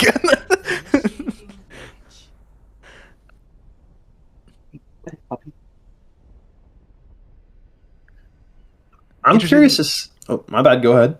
No, I think you're getting her to say the same thing as me. So go ahead. I'm just curious to see if Overworked are what they're gonna opt for without the defender's advantage that allows them to play Rhine or Sigma.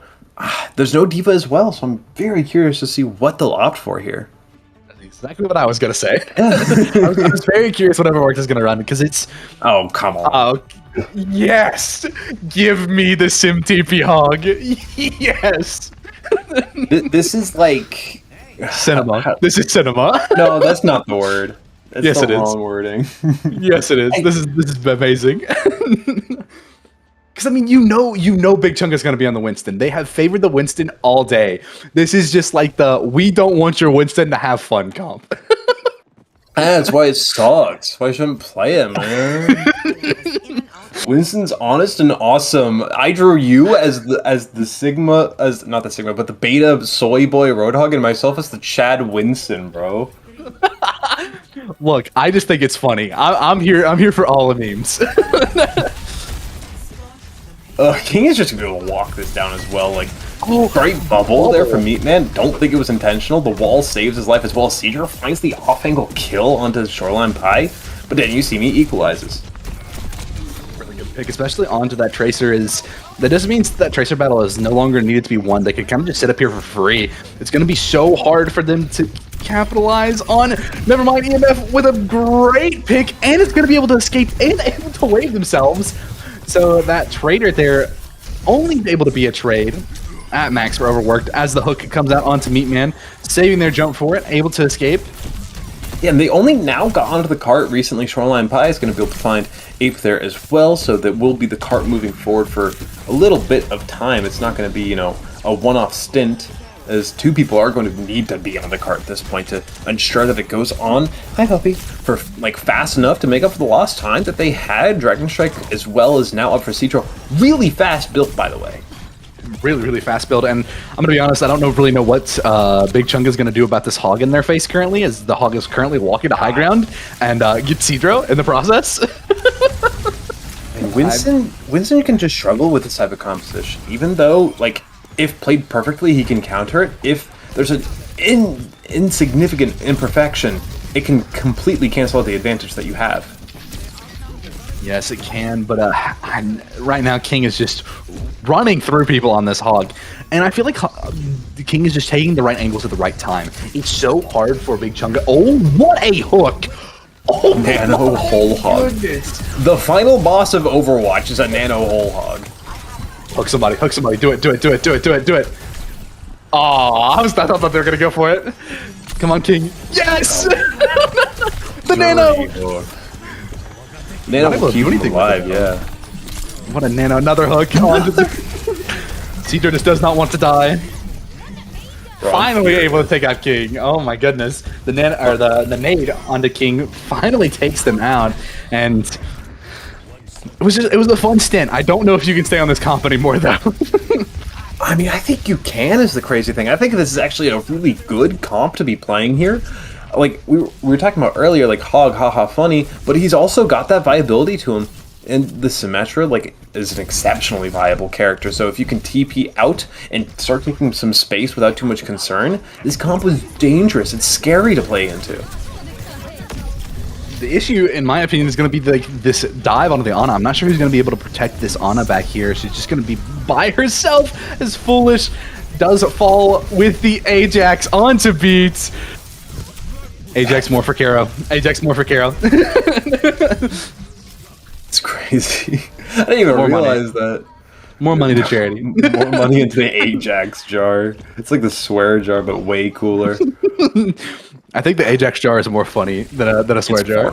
Far funnier. I mean, the swear jar is funny in my house because that thing would always be full if it existed. Like, it'd be billions of dollars by now. We could buy Amazon if we had a swear jar here.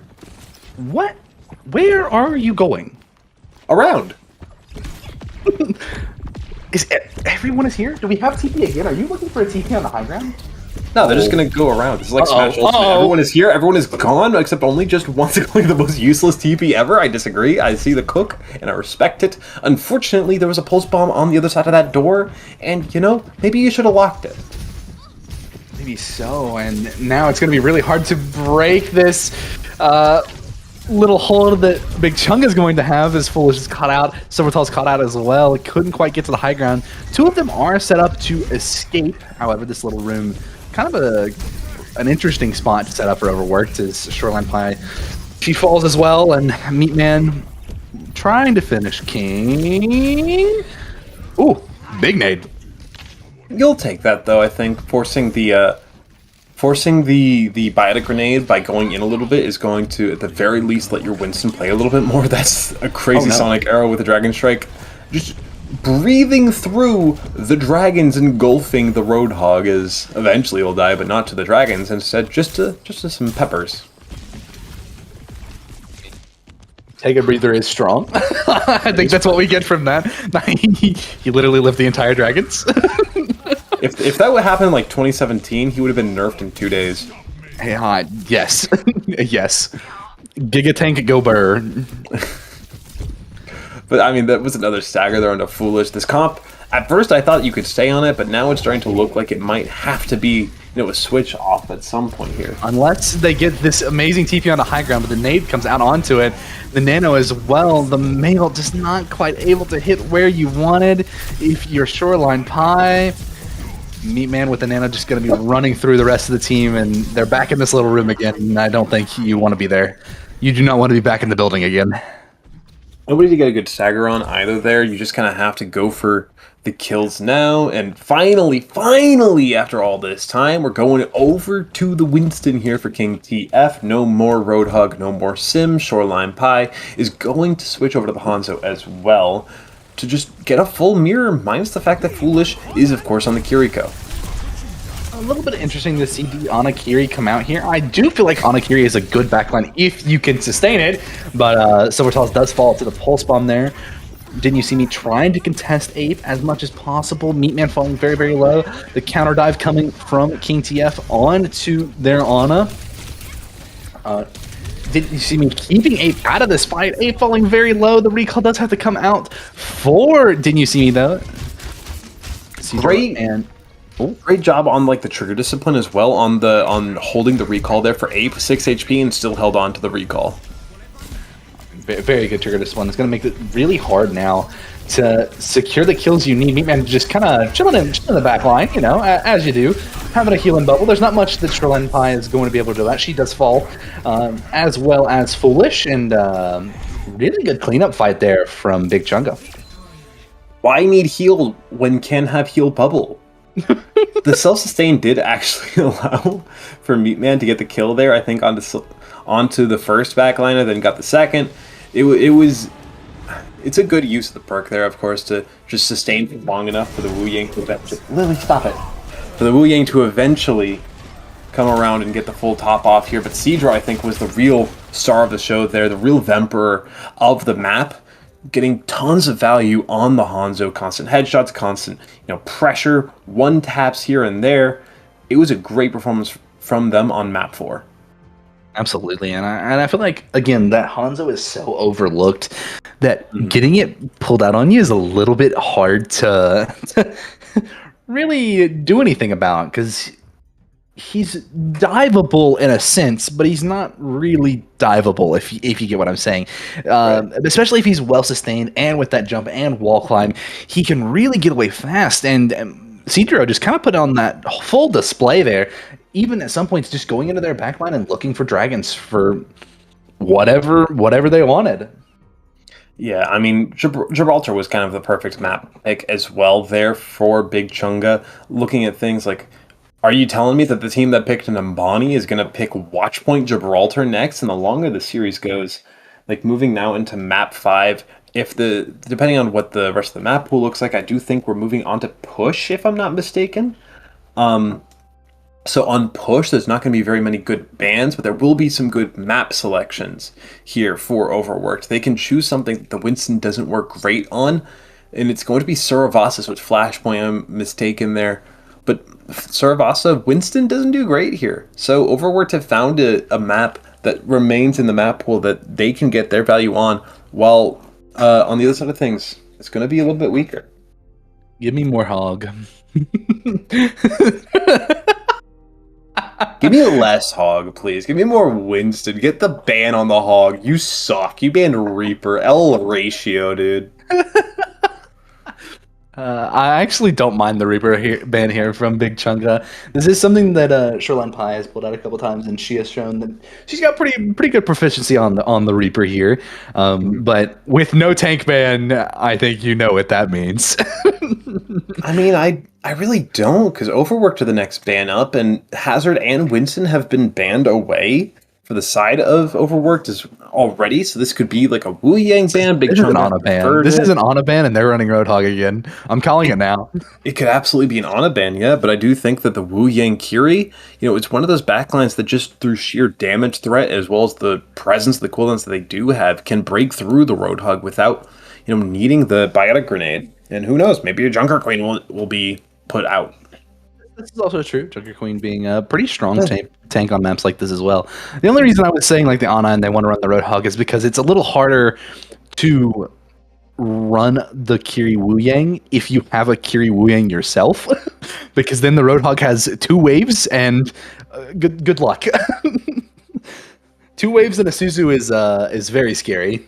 Yeah, and not only is like the wave obviously good for increasing healing, but it also is very good just in the sense that it pushes people out of position. And what does Roadhog love more than an enemy out of position? Not much. And also, I hate to say it, but there's maybe a 15% chance that my dog accidentally hits the some button wrong, and I just immediately DC. And if that happens, I apologize.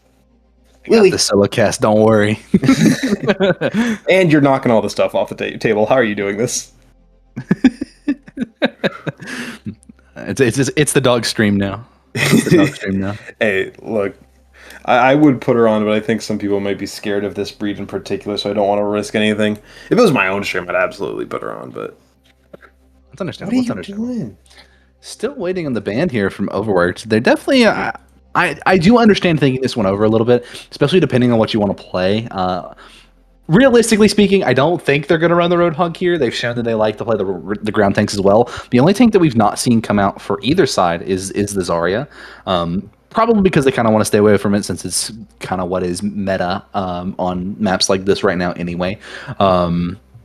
So I am curious to see if they go for a support ban and try to force Big Chunga onto a specific support comp that they're going to be more favorable into, or if they ban a tank and try to prevent Big Chunga from like getting a significant swap. I really don't know what you would ban tank wise here, unless you're willing to ban like maybe Ball. But if you're wanting to play the Roadhog, it's going to be much more advantageous if you have the ball there. Okay, I was just right. Yeah. I see. I was literally right about to say, like, first off, they took their sweet time with that ban. Second off, I do think that, like I was about to say, that Ana's just the best ban here. Like, you could look at tank and be like, all right, if we want to play Roadhog, we could just ban Orisa, or we could just ban Ana, who is ultimately, even though Wu Yang Kiri is still difficult to play into, for the Roadhog, you can still just ban the Ana, right? Yeah, I think the Ana is just like the ban here if you want to run Roadhog here. And we've seen Overworked run the Roadhog. King TF on that Roadhog is scary. And it's not just like a one-off thing either. Like in the last match that I saw for Overworked, they still played the Roadhog.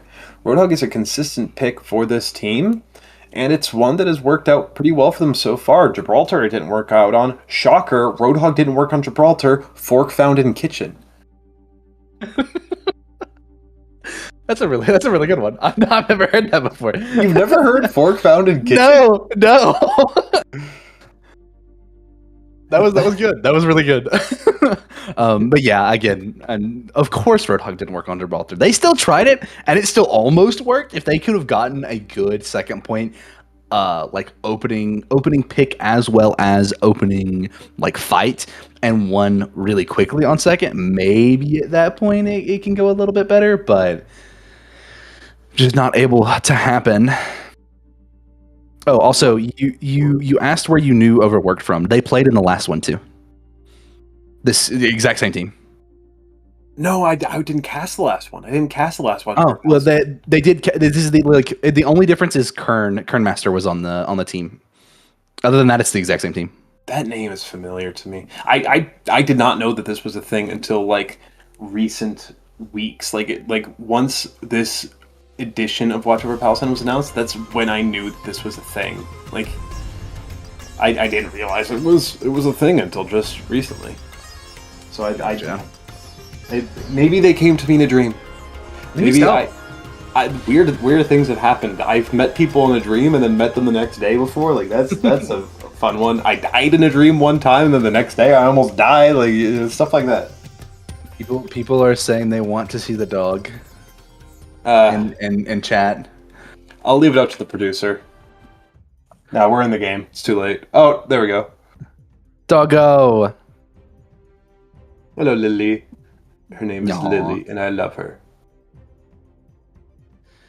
She's Doggo. a good girl. Aww. All right, back to the game. Very good girl. All right, back to Overwatch. Back to what we're actually here for. Somebody give me pigeon cam. We have 10 seconds. Somebody give me pigeon cam. Oh, we have pigeon cam. Somebody donated for pigeon. No. We're in Semifinals. Give me pigeon cam anyway. Oh yeah, true. No, we have to earn the pigeon cam. I'll send in $30 right now. Do it. It goes to a good cause. You know it does. This king does walk out on the Roadhog, surprising I think nobody. Yeah, I mean, with that Ana ban, this is just exactly what you want to see. And something interesting to point out, they are not on the Kiri. That makes me wonder if Natty is just not comfortable on the Kiri, maybe? Yeah, it could also just be a preference for the team to go onto the Juno into the Roadhog, right? I mean, that's always possible, but Shoreline Pie, she's going nuts, finds 2 kills. And, I mean, the Juno might just not be a great pick here. Yeah, I'm not so sure about the Juno, especially with Hazard. Hazard, as a whole, does not like to play into Roadhog typically anyway. So maybe on like a Risa, the Juno could work. On another style of ground tank, maybe. But with Haz doesn't like Roadhog anyway, so I don't think giving him more speed to get into the Roadhog's face to explode is going to help very much. Well, another thing about the Juno, right, is that she does have the range pressure. Like, obviously, you know, you don't want to be prioritizing damage all too much as Juno, but the torpedoes do 85 damage. She has good long-range pressure. She can enable off angles quite well with that long-range pressure, and you could also just blow up a Roadhog, even though Hazard doesn't like to see a hog. The Jagged Wall is still really good in that specific matchup, even though you do trade out EMF. Foolish, what a pick. Foolish does die, but what a pick right there in the back line. Actually gets the rest of their team low, and Big Chunga just not able to push because of it, so Cedro falls.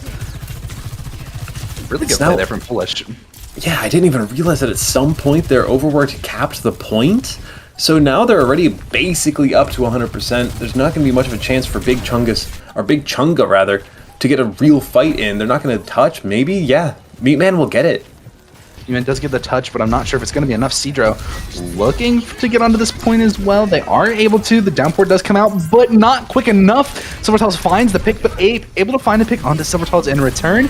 Didn't you see me popping the overclock? Ape popping the overclock, excuse me. Then just fall. I lost myself for a second there. Whoops. Shoreline Pie is having a great performance so far here on Suravasa. It's very I almost fell out of my chair.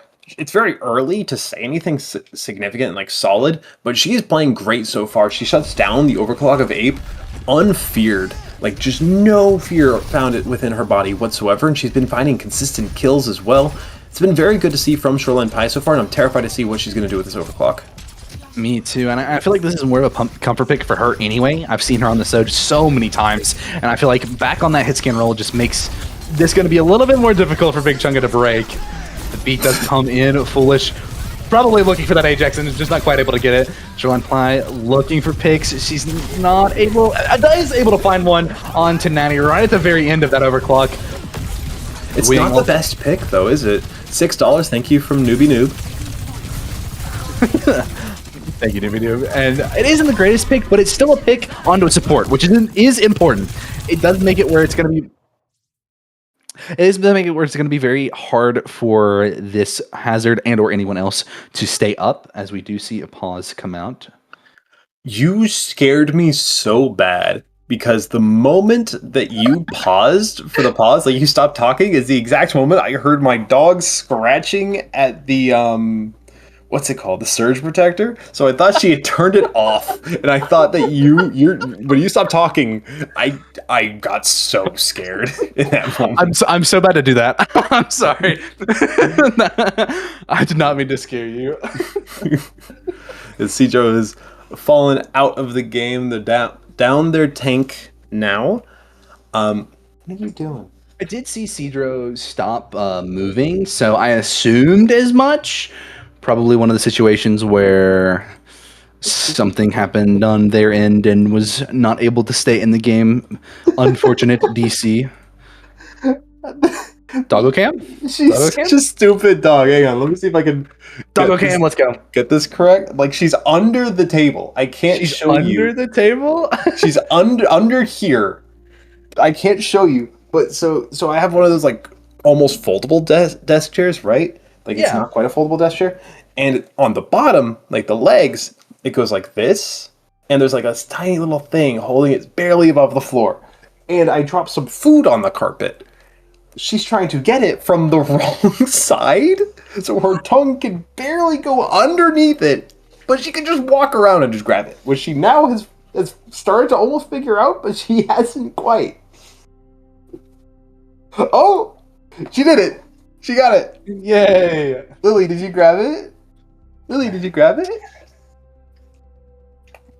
You know what you're doing? Do you have a brain? While we are in a pause here, I'm going to do what I said I was going to do. Right.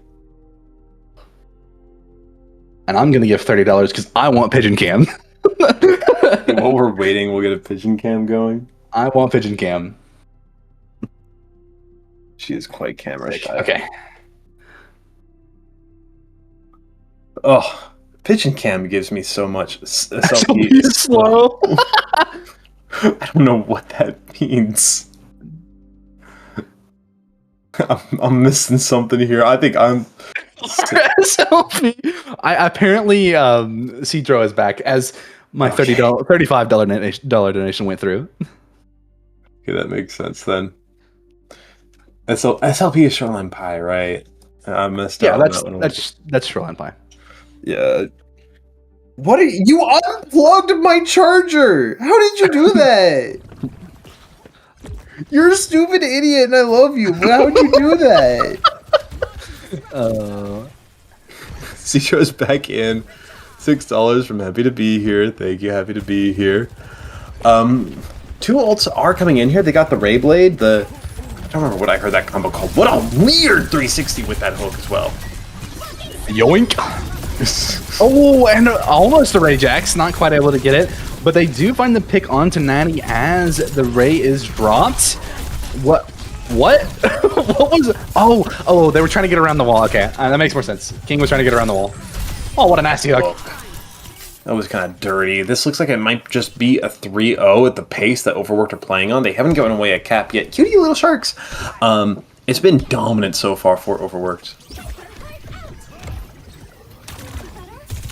Really has, and I'm not sure what the game plan is to break this now. If you're a big Chunga, you do have some ults coming online. You did pop Ray in that last fight. You do have Blade. Kitsune does come out from Silvertall. It's going to make this a little bit harder to attack. Meatman does follow that Blade and not able to be popped here. Hannah with a big $10 donation. I think that went towards our poll of the wheel spin as well. Oh, by the way, for NA finals, spin the wheel for comps. I would assume so, right? That would. I did. Did you just confirm it? Yeah. I'm looking at it. It did. All right, awesome. 3 ults. Pigeon Cam, let's go! Pigeon Cam! Yeah, the Pigeon Cam's been there, man. I don't know how you missed that. I did point it out. I wasn't paying attention. I love Didn't You See Me camping with King, by the way. They're just watching as Downpour goes in. Oh. Now just has to watch as Cedro gets foolish. The root there onto King, but I mean, the Downpour didn't do as much as you might have hoped. No, it didn't, but I think Didn't You See Me was kind of using King as a meat shield right there, making sure that they didn't. Meatman able to find a pick on to Shoreline Pie. She's not able to get away from that blade, even though it is a dry blade, and Big Chunga is going to be able to cap this point first. The tidal wave coming out as well on into the backline. It did hit King. It did hit King. King falls over in the process there. This was the first time that Big Chunga managed to get a cap on this map so far. They didn't cap the first, they didn't cap the second, they will get the third here on Palace, at the very least. The holiest of pigeons. I was God's light bestowed upon thee. And we're gone. No more pigeon. This pigeon instead. This is Satan's chosen one. The other one was God's. This one is, you know. Oh goodness. We see Overworked opting to go for the high ground here as the overclock does come out. Semifinals able to find a pick onto Natty yet again. This Juno being the first to false in so many of these one fights for Overworked. Yeah, I mean, it's just going to be a quick cleanup here. There's like, I mean, Gettling about lost there, I see from Did You See Me. They will be at last fight territory sort of range where if they get the cap, it's guaranteed that they will get the point right here, Palace. The golden light behind the pigeon is so funny. I mean, I don't know why. It's so good. I love it. And the win condition here. The win condition here for Big Chunga could be Ape just killing Didn't You See Me for no reason, but it also is forcing as many ults as possible before you use your own. The downpour used early is not great looks, but you at least force overclock. He did force out overclock, but it was kind of popped right as Didn't You See Me lost their head, and now this whole hog coming out pushes Cedro into a non-favorable position for their supports, and you do pop the Ray as well. Only 3 people left. I'm not so sure about that. It's going to be a really tough fight coming back into this for Big Chunga. They won't even have one. 70% now. Losing a player at 70% is a death nail. There's nothing that can realistically be done from this point moving forward. Like, I mean, Cedro's just getting waltzed on. The kid's snare rush from Silvertails. Like, nobody can get a touch. Maybe Meatman. If Meatman gets the blade off, like, but even then, like, 97, that's just rude. It's done. 3-0 on Saravasa. 3-0 on Saravasa, and again, ban the Ana and go hog. I was 100% right in my prediction. Yeah, right. I mean, there's not really many other options that could have been done there, right? Like, the thing that you've been playing for the most part has been like the hog for Overworked. So maybe not the most part, but the most successful thing, the most comfort pick type of composition has been the hog. So it's really your only serious option is Overworked. They will get the 3rd place. I thought that was semifinals. That was semifinals. I don't know why it says 3rd place. They're advancing to finals. Okay. Okay. I just wanted to make advancing to finals against. Like, other game is done. I would assume. Billing Boomers. Yeah, I was gonna say. I assume Billing Boomers. That team is very fun to watch. Mm-hmm. There we go. There we go. This is so funny to me for some reason. Like, just changing the graphic to be like, "Congratulations, you win, advancing."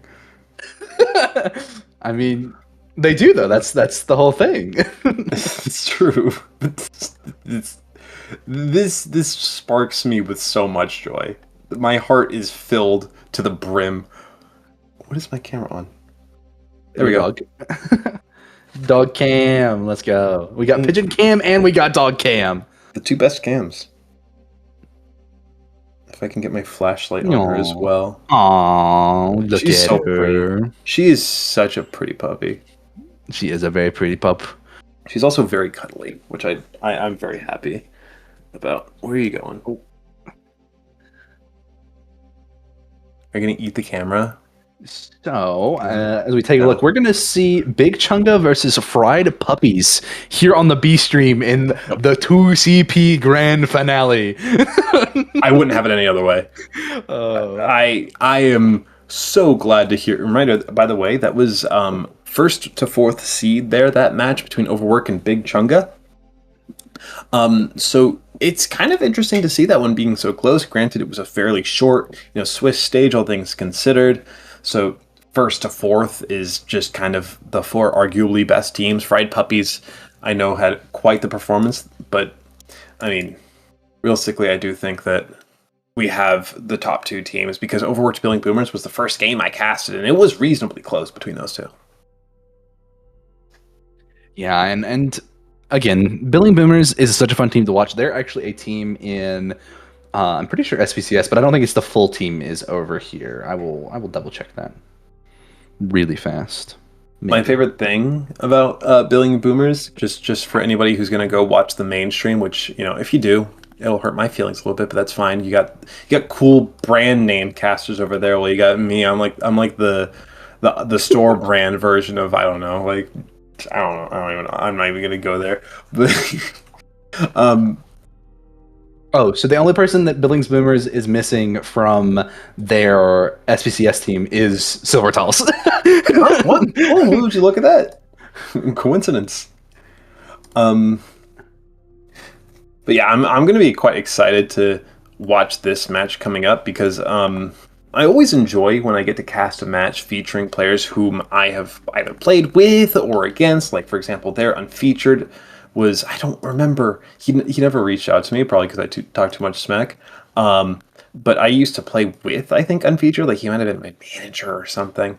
But going into this one, Otters is somebody whom I've played against, and then nobody on Big Chunga, unfortunately.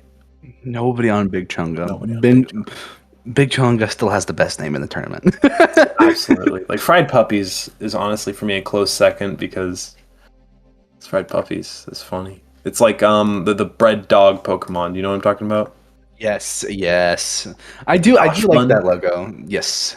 Yeah. I like that logo a lot. It's very, very cute. It's a fantastic logo. It's like I don't know. You say that you do face it casts, right? I don't do Face It Cast. I actually own an org, and we are in Face It. Right. Okay. That makes sense as well.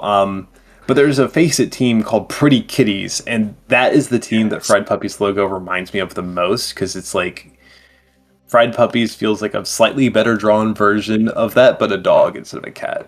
If that Yeah, makes sense. I 100% agree. That I love that logo too. Pretty Kitty's logos is so good.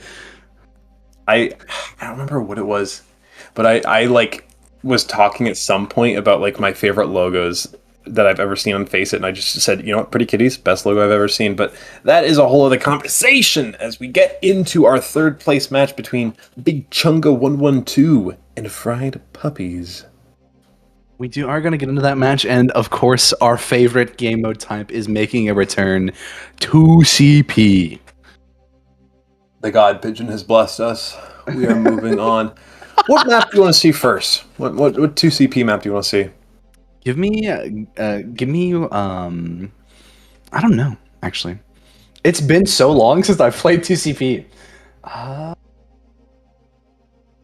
What map do I want? Let me look. What map do you want? Why are you staring into my soul? What map are you choosing? I don't know. I gotta clean my glasses.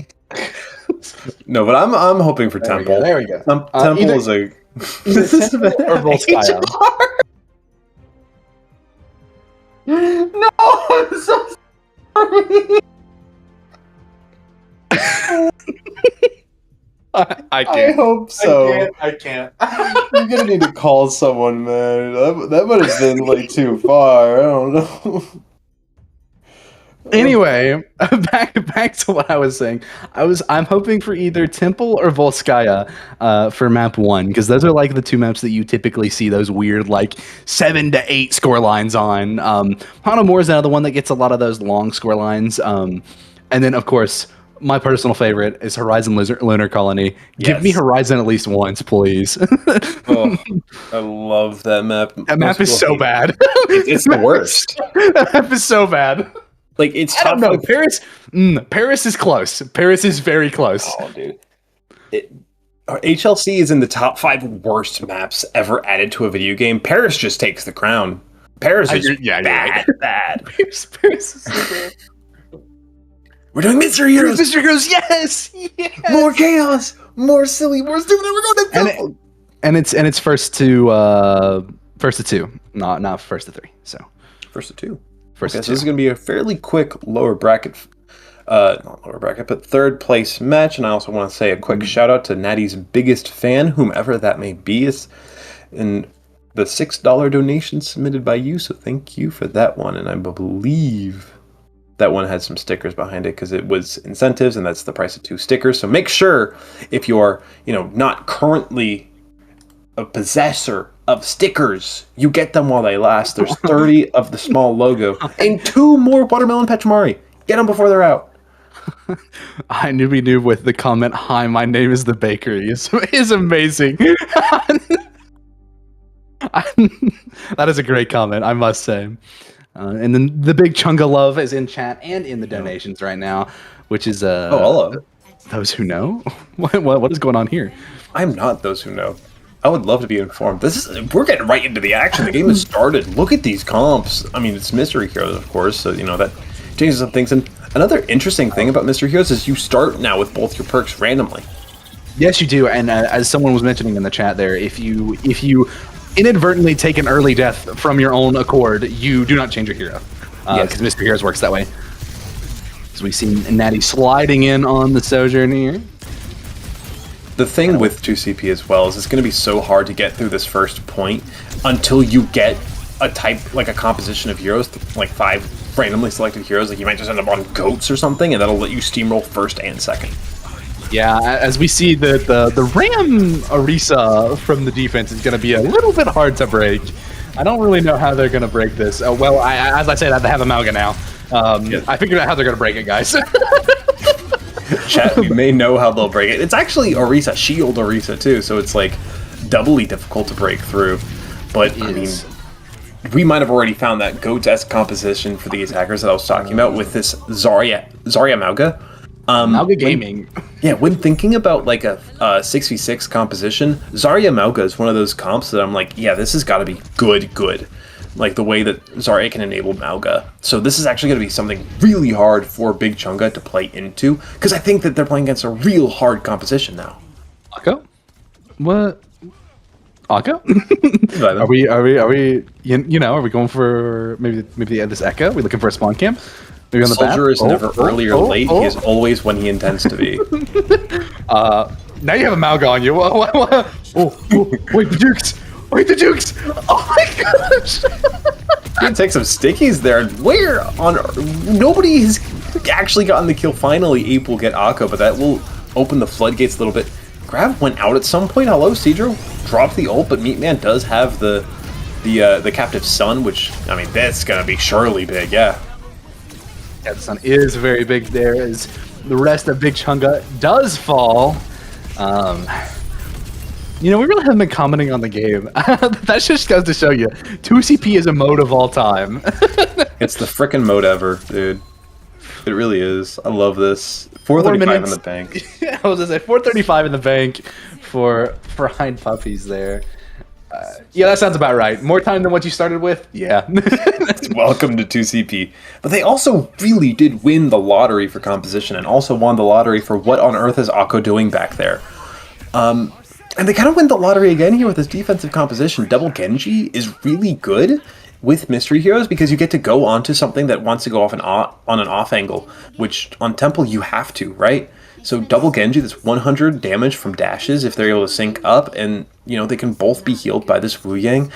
And you have the Sigma Diva, which is a very strong defensive core to play around. It's going to rely on Big Chunga to get a good RNG composition to break through this first point that can steamroll through the second. They need to do it faster than 435.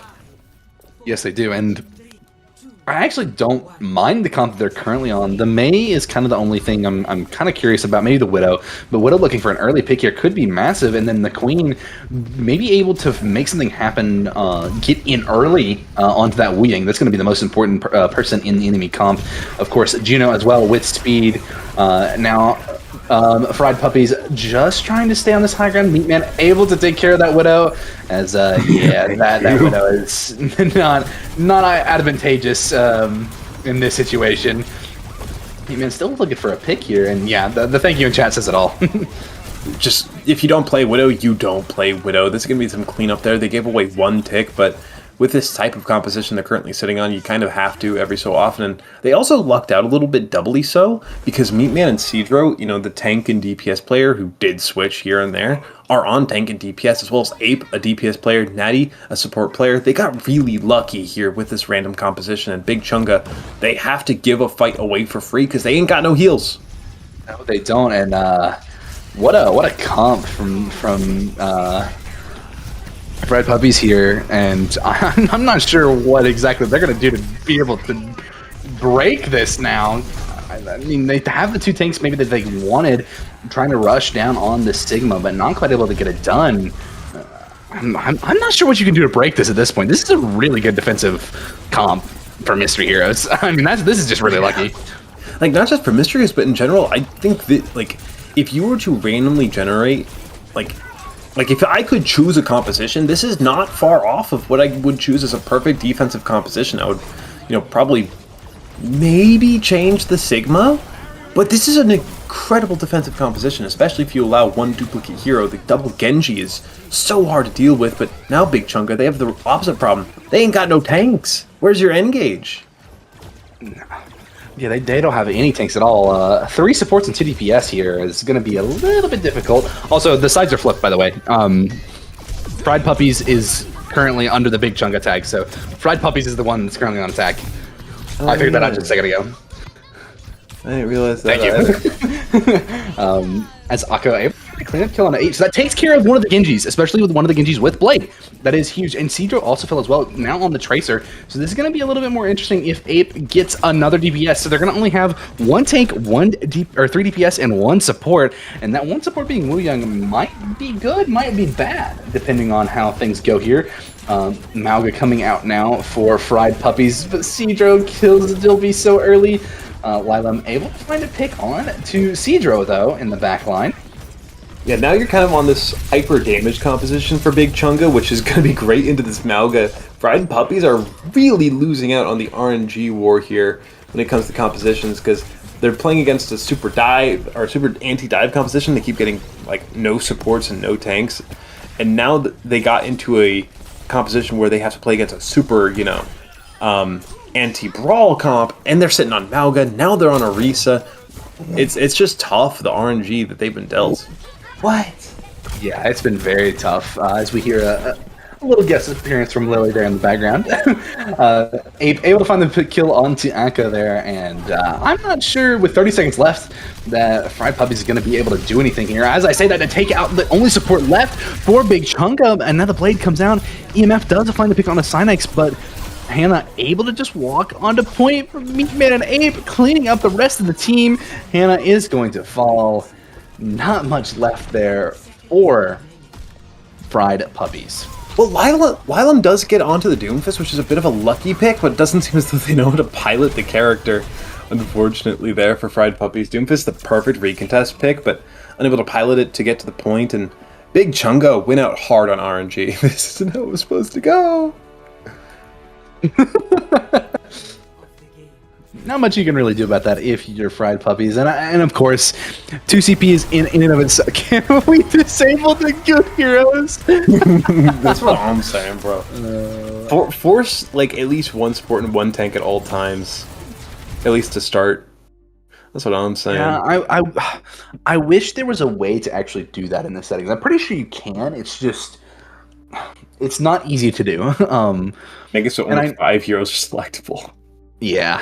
But I do know that there was something I was going to say and I forgot. Oh, I do know that they just they just swapped the way that Mr. Hero selects heroes to try to enforce more of a we want to have a tank at all times. We get a live look into Fried Puppies roster and it's just all Synex. Pardon? It's just all Synex. No one else exists, just Synex. You know what? When you need to be synergized, it's like what they always say, the hive mind works out. This is actually just what Runaway or Vancouver Titans were in 2019. It's just it was all bumper. Like that's what that roster was. Yeah, that bumper gaming. This is Synex gaming now. Fried Puppies is just Synex, Team Synex.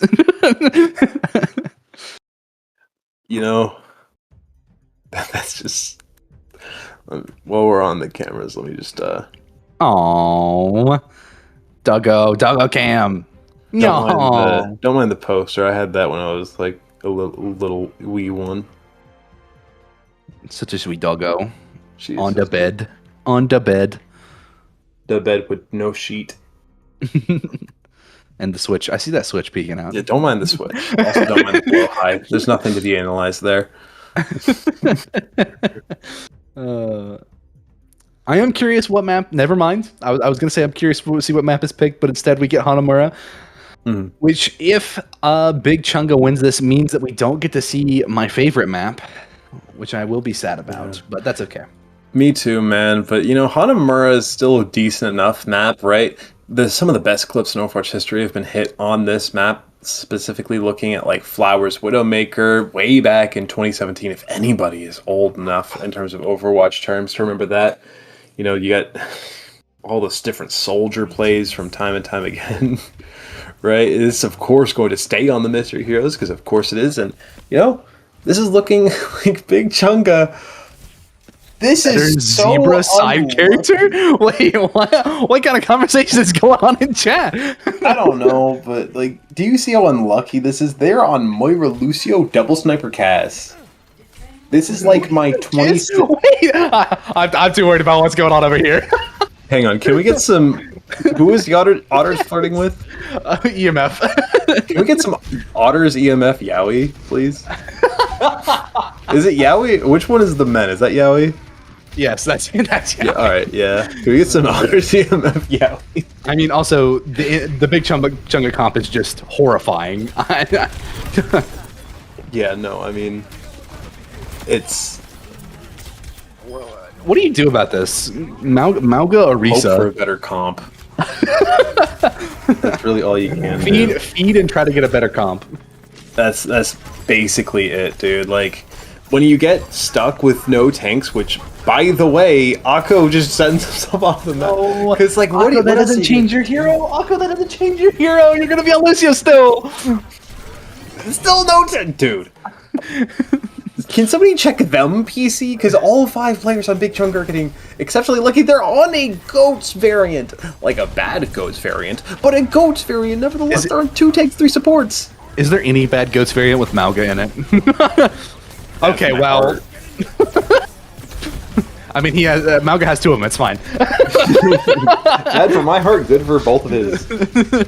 But this far is going to be a little bit better for Fried Puppies, in my opinion. The spam damage is going to be a little too much to overcome as we see the window come out. Cedro able to find a pick on the Sonics, but Dilby finally able to find a pick on the Cedro. So now actually 2 of those supports down, only 1 left on Meatman. And that Moira still trying to get the kill. Be careful, Meatman. Look at this. 2 takes taken on the point for Big Chunga here. Fried Puppies aren't able to contest. They simply do not have the composition that will enable that as Meatman beams 2 people down and Kamehameha blasts them down. and triple tank is just that might be worse. Moira triple tank might be worse than what they were on beforehand. This is like double Pharah instead. What is happening, dude? That is what. Bro, give us a tank. Otters, I am right there with you, man. Because can we get a check on Big Chunga's PCs, please? Dude, bro, double Juno Sigma Ball. How do you beat that? All right, Mauga Arisa triple heal gulp. I think we found something worse. They keep finding variations of stuff that is just like, what do you do? Then again, triple tank for Fried Puppies. Like, yeah, there's a chance here, but one of the tanks is Doomfist, so it's like, what are you gonna really do? But I mean, punch a Juno into out of position, you know? Yeah, and you've also got Reinhardt, who is a character, some would say, not. I mean, they have a Sig. They have a Sig. So what a pin. They have a Sig, so maybe this Ryan could be good here. You never know, especially with considering you also have a Sig. EMF just destroys Otters. This is a good start though with Hannah getting EMF. If EMF gets a slow character like Zen or Arisa or Roadhog, this is a very doable situation, especially if this. Hello, puppy. Like, you have some space to take. They got Tracer. Yeah, no, that's a bit worse. That's not a slow character at all. A bit. I'm not really sure how Fried Puppies are going to break this now. Their Doomfist can maybe create some sort of engage. Natty is falling very low here. The pin does come in from Dilby. Natty just trying to stay alive on the backside at this point as best as they can. Looking for maybe a kill? No? Yeah, like rolling on a point, there's too much health, too much healing, not enough damage. The best damage on the lobby right now is probably going to be Otters, who's on the Soldier, but there's just no good sight lines for the Soldier right now. And, I mean, Delby's just delivering himself into the backline for a free kill for EMF. And now we're on Weaver. I mean, you know, Weaver Doom is good, right? Many are saying this. Many are saying this. Not me, but many are. This double Juno is just a sight to behold. How do you ever? We're enjoying the torture of suspected people too from Just Greg and chat. But like, how do you ever, and I mean ever, break through a double Juno Sigma ball tracer? Yes. Thank you for my co-commentator. You didn't even get a damn report for Fried Puppies. Goodbye, Reinhardt. And Juno, and Diva. Goodbye. Oh, there's a Ray. You know what would be really funny? If they pop another Ray right after this one. I heard you like Rays. Here's another. Like, I mean, what? They get a Juno! They get a Juno! They get a Juno, and they get the Juno closest to Ray. It's actually massive. That is the highest value pick you could have gotten in that situation, unless Meatman gets Juno again. Okay, that's pretty good. You'll take that. Okay, this ball is checking Sinex to prevent the Juno pick. Good job by Natty there.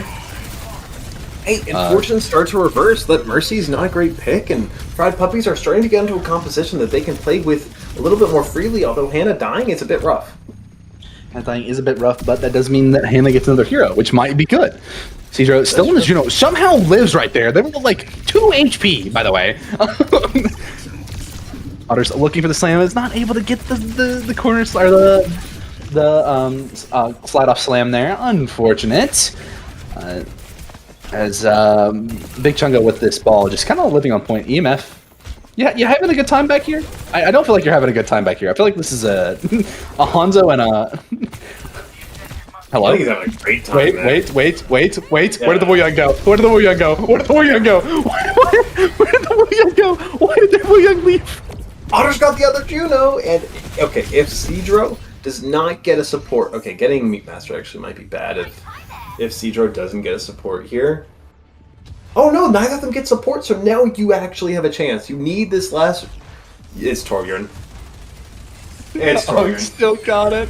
Torbjorn. They do have mines, however. Pulse does come out. I'm not sure if it's going to be able to get a pick. EMF does fall. I feel like they're finally going to be able to flip this point over. 5 seconds on the clock. Maybe a recontest coming in for Big Chunga. They do get the recontest, but Otter's able to take care of Meatman. Sinex able to take care of Natty. They're finally getting off this comp they've lived for so long on. Ape is still on the Sigma, by the way. Oh, what a eat. Oh, Grasp. Spear. Yeah, Grasp gives them just that little bit of extra survivability. The Grimdic Flux second builds up now. I mean, Fried Puppies still don't have a good composition, and now there's a Baptiste here for Meat. It's gonna be, and oh my god, I'm actually getting mad. I'm actually getting mad watching this because of the RNG. It's so bad for Fried Puppies.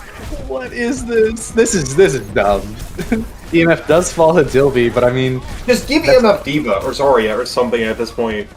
Don't do that. Don't give them the double Diva. Okay, well, they got Jack. Okay, you spoke that. You spoke that one into existence. Hey, Vap did fall, though. Really great pulse there from Dilby. He'll get on it. It's fine. Don't curse them. Why are you cursing them? Stop it. It ends up being the sim. It's still the hold here. Fried Puppies have an opportunity to get a good comp.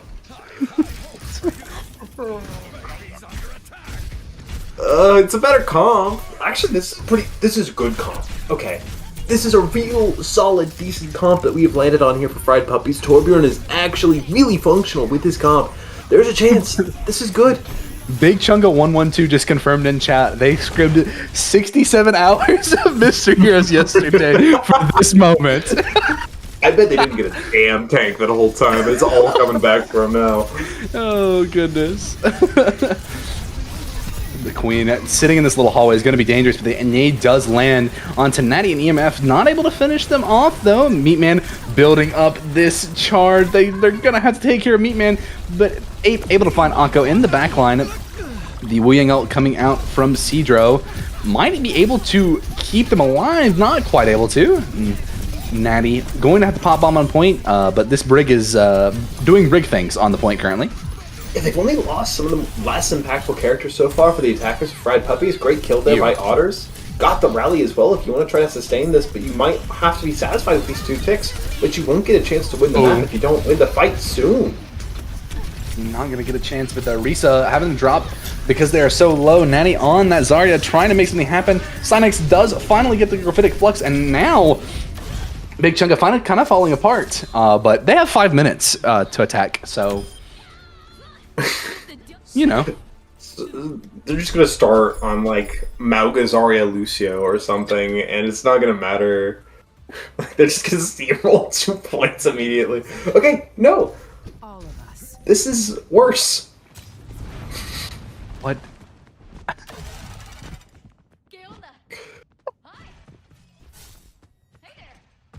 I think Big Chunga. I think they have found themselves. Check them PC. I think they found themselves in a position where they are not only playing a decent comp. I could see a world in 5v5 Overwatch 2. If 2CP was still in the game, I could see a world you would scrim this exact composition. Again, check them PC. This can't be real. I get the feeling you are. On the bright side, Hog Doom. Oh, sorry, not the Doom. Hog is good into this. Hog can do stuff here. Goodbye, Hannah. Ape with a fantastic pick, but Ape is going to get hooked by Otters. Very early hook. The anti does come out, and EMF also just immediately deleted. So instead of this being favorable for Big Chunga, it looks like it's going to be more favorable for Fried Puppies. Oh, they got on for Judo Hog. They got Judo Hog. They're on a Ghost variant again, man. There are some moments. This might, while casting, I've had so many moments of difficulty. This might be the hardest to cast of all time because of how insane things are. They don't even get the touch, though. They don't get the touch, but still 40 seconds left on the clock, so it's going to be really hard to capture this 4th point here. However, Natty able to keep their character, but Ape not able to get off the map quick enough. Cynex going in and deciding, I really don't want to be there anymore. Akko not as fortunate, though. Can't get out quick enough. Otter is going to be able to find Meatman, so the Roadhog is still paying dividends here for the attackers of Fried Puppies. They are doing well. They got Ramontra? What is this? They got They're on goats again! They're on double tank triple support. They will drop EMF, but I don't know. We need a calculus student who's working on their dissertation to figure out how lucky Big Chunga have gotten so far and how well Fried Puppies are playing to keep this competitive. Yeah, and I mean, the Hog is kind of doing dividends right here. This Hog has provided so much value, and as I say that, the Hog dies. So no more Hog gaming. Cynex trying to get the kill on the Ape. What a lamp. What a lamp. They're still what a slam. They'll be trying to just live. EMF on the Has now is going to make things a little bit more difficult. But EMF does fall, so now it's just Cedro on the ball. Oh, good night, Doomfist. Yes, Yeah, you're gone. Cynex started on the Doomfist. I'm finally able to sit down. I've been petting this dog. But Cynex started on the Doom, lasted so long on it. They managed to get over a tick on that 2nd point, so this is undrawable at this point moving forward. There's a chance here. It's not drawable because they got the 1st tick. Yeah, it is undrawable, but 5 minutes, it is 5 minutes. They got double break. I have never had, in my career casting, a harder time to stay censored Because what? Incarnation. This is the purest form of Overwatch. Ape, you would be saying that right now. Does he know? Does Otters know? Oh my goodness.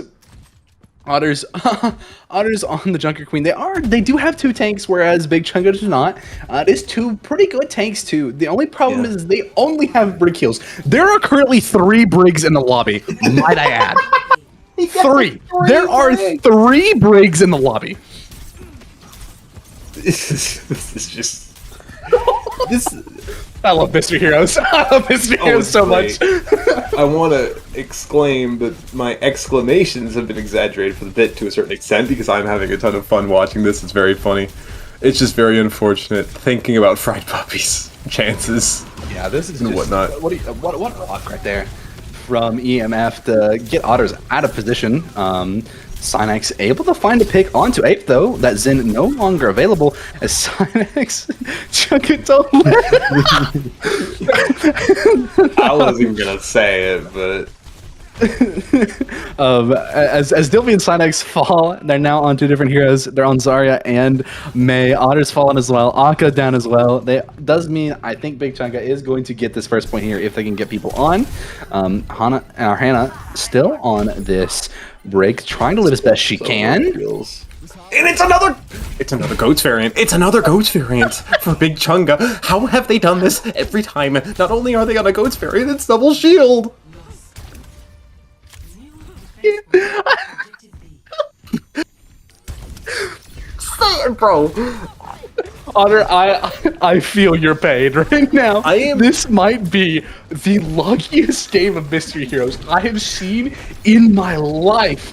How? This is gonna sound so bizarre, but I could go to a nursery any day for the rest of my life now because this is the hardest I've ever had to not curse, and I think I've trained myself off this to never say the F word again. Because what the flip is happening? I don't know. Check them PC. They got a bit of support, man! Wu Yang, they got Wu Yang too! Citro on the point by themselves now. Honors getting solo Gravitic Flux, able to find a pick onto Synex. They'll be trying to find a pick onto this Brig, but not able to because now the Wu Yang is back and there's not much that you can do to support it. The Wu Yang just living in the backline for free. There's a BAP as well. Akko finally gets Natty, but I don't think it's going to be enough. They have Terra Surge back. Oh my goodness, coming back onto the point.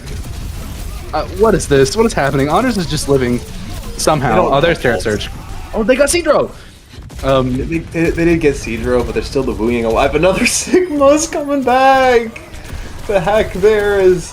Meatman will be a victim. Finally a DPS. First time I've seen a DPS on that team in so long.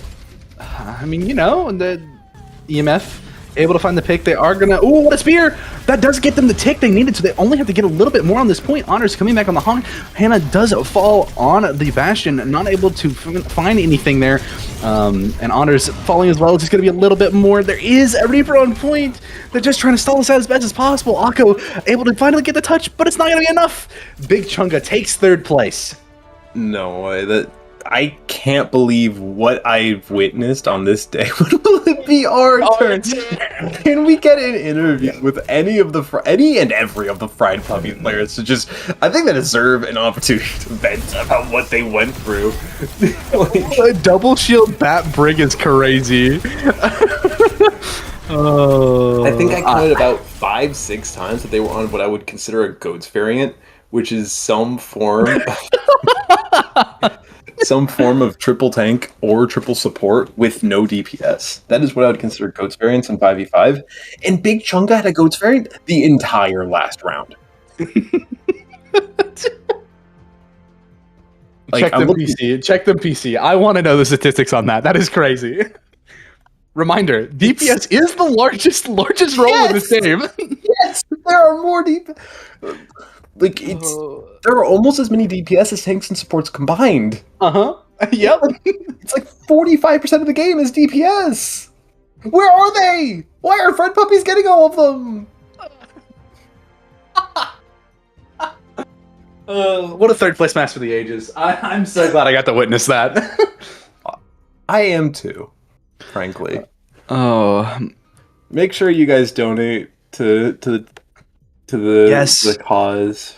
We're almost at our goal. 300 more dollars, and we're at our goal of $4,510, which is double what we raised last year. 264. Interview's been denied. No, that's fair. I get it. Aww. I get it, man. I would too. All I'm saying is, if you donated $264, which is 7 more than our current highest donor, then you would not only take the top spot as a donor, but also bring us over the line. All I'm saying. That would be huge. Would be huge. That would be huge. That up there with the funniest games I've been able to cast, I have to say. I still think my funniest cast goes to BPL Season 7, the unofficial toilet bowl. That was so fun. Knock knows what I'm talking about. That game was so fun. But yeah. Ugh. Thank you for all your donations during this game. Please go finish watching the A stream. Pretty sure it's still going on currently. Grand Finals is still going on.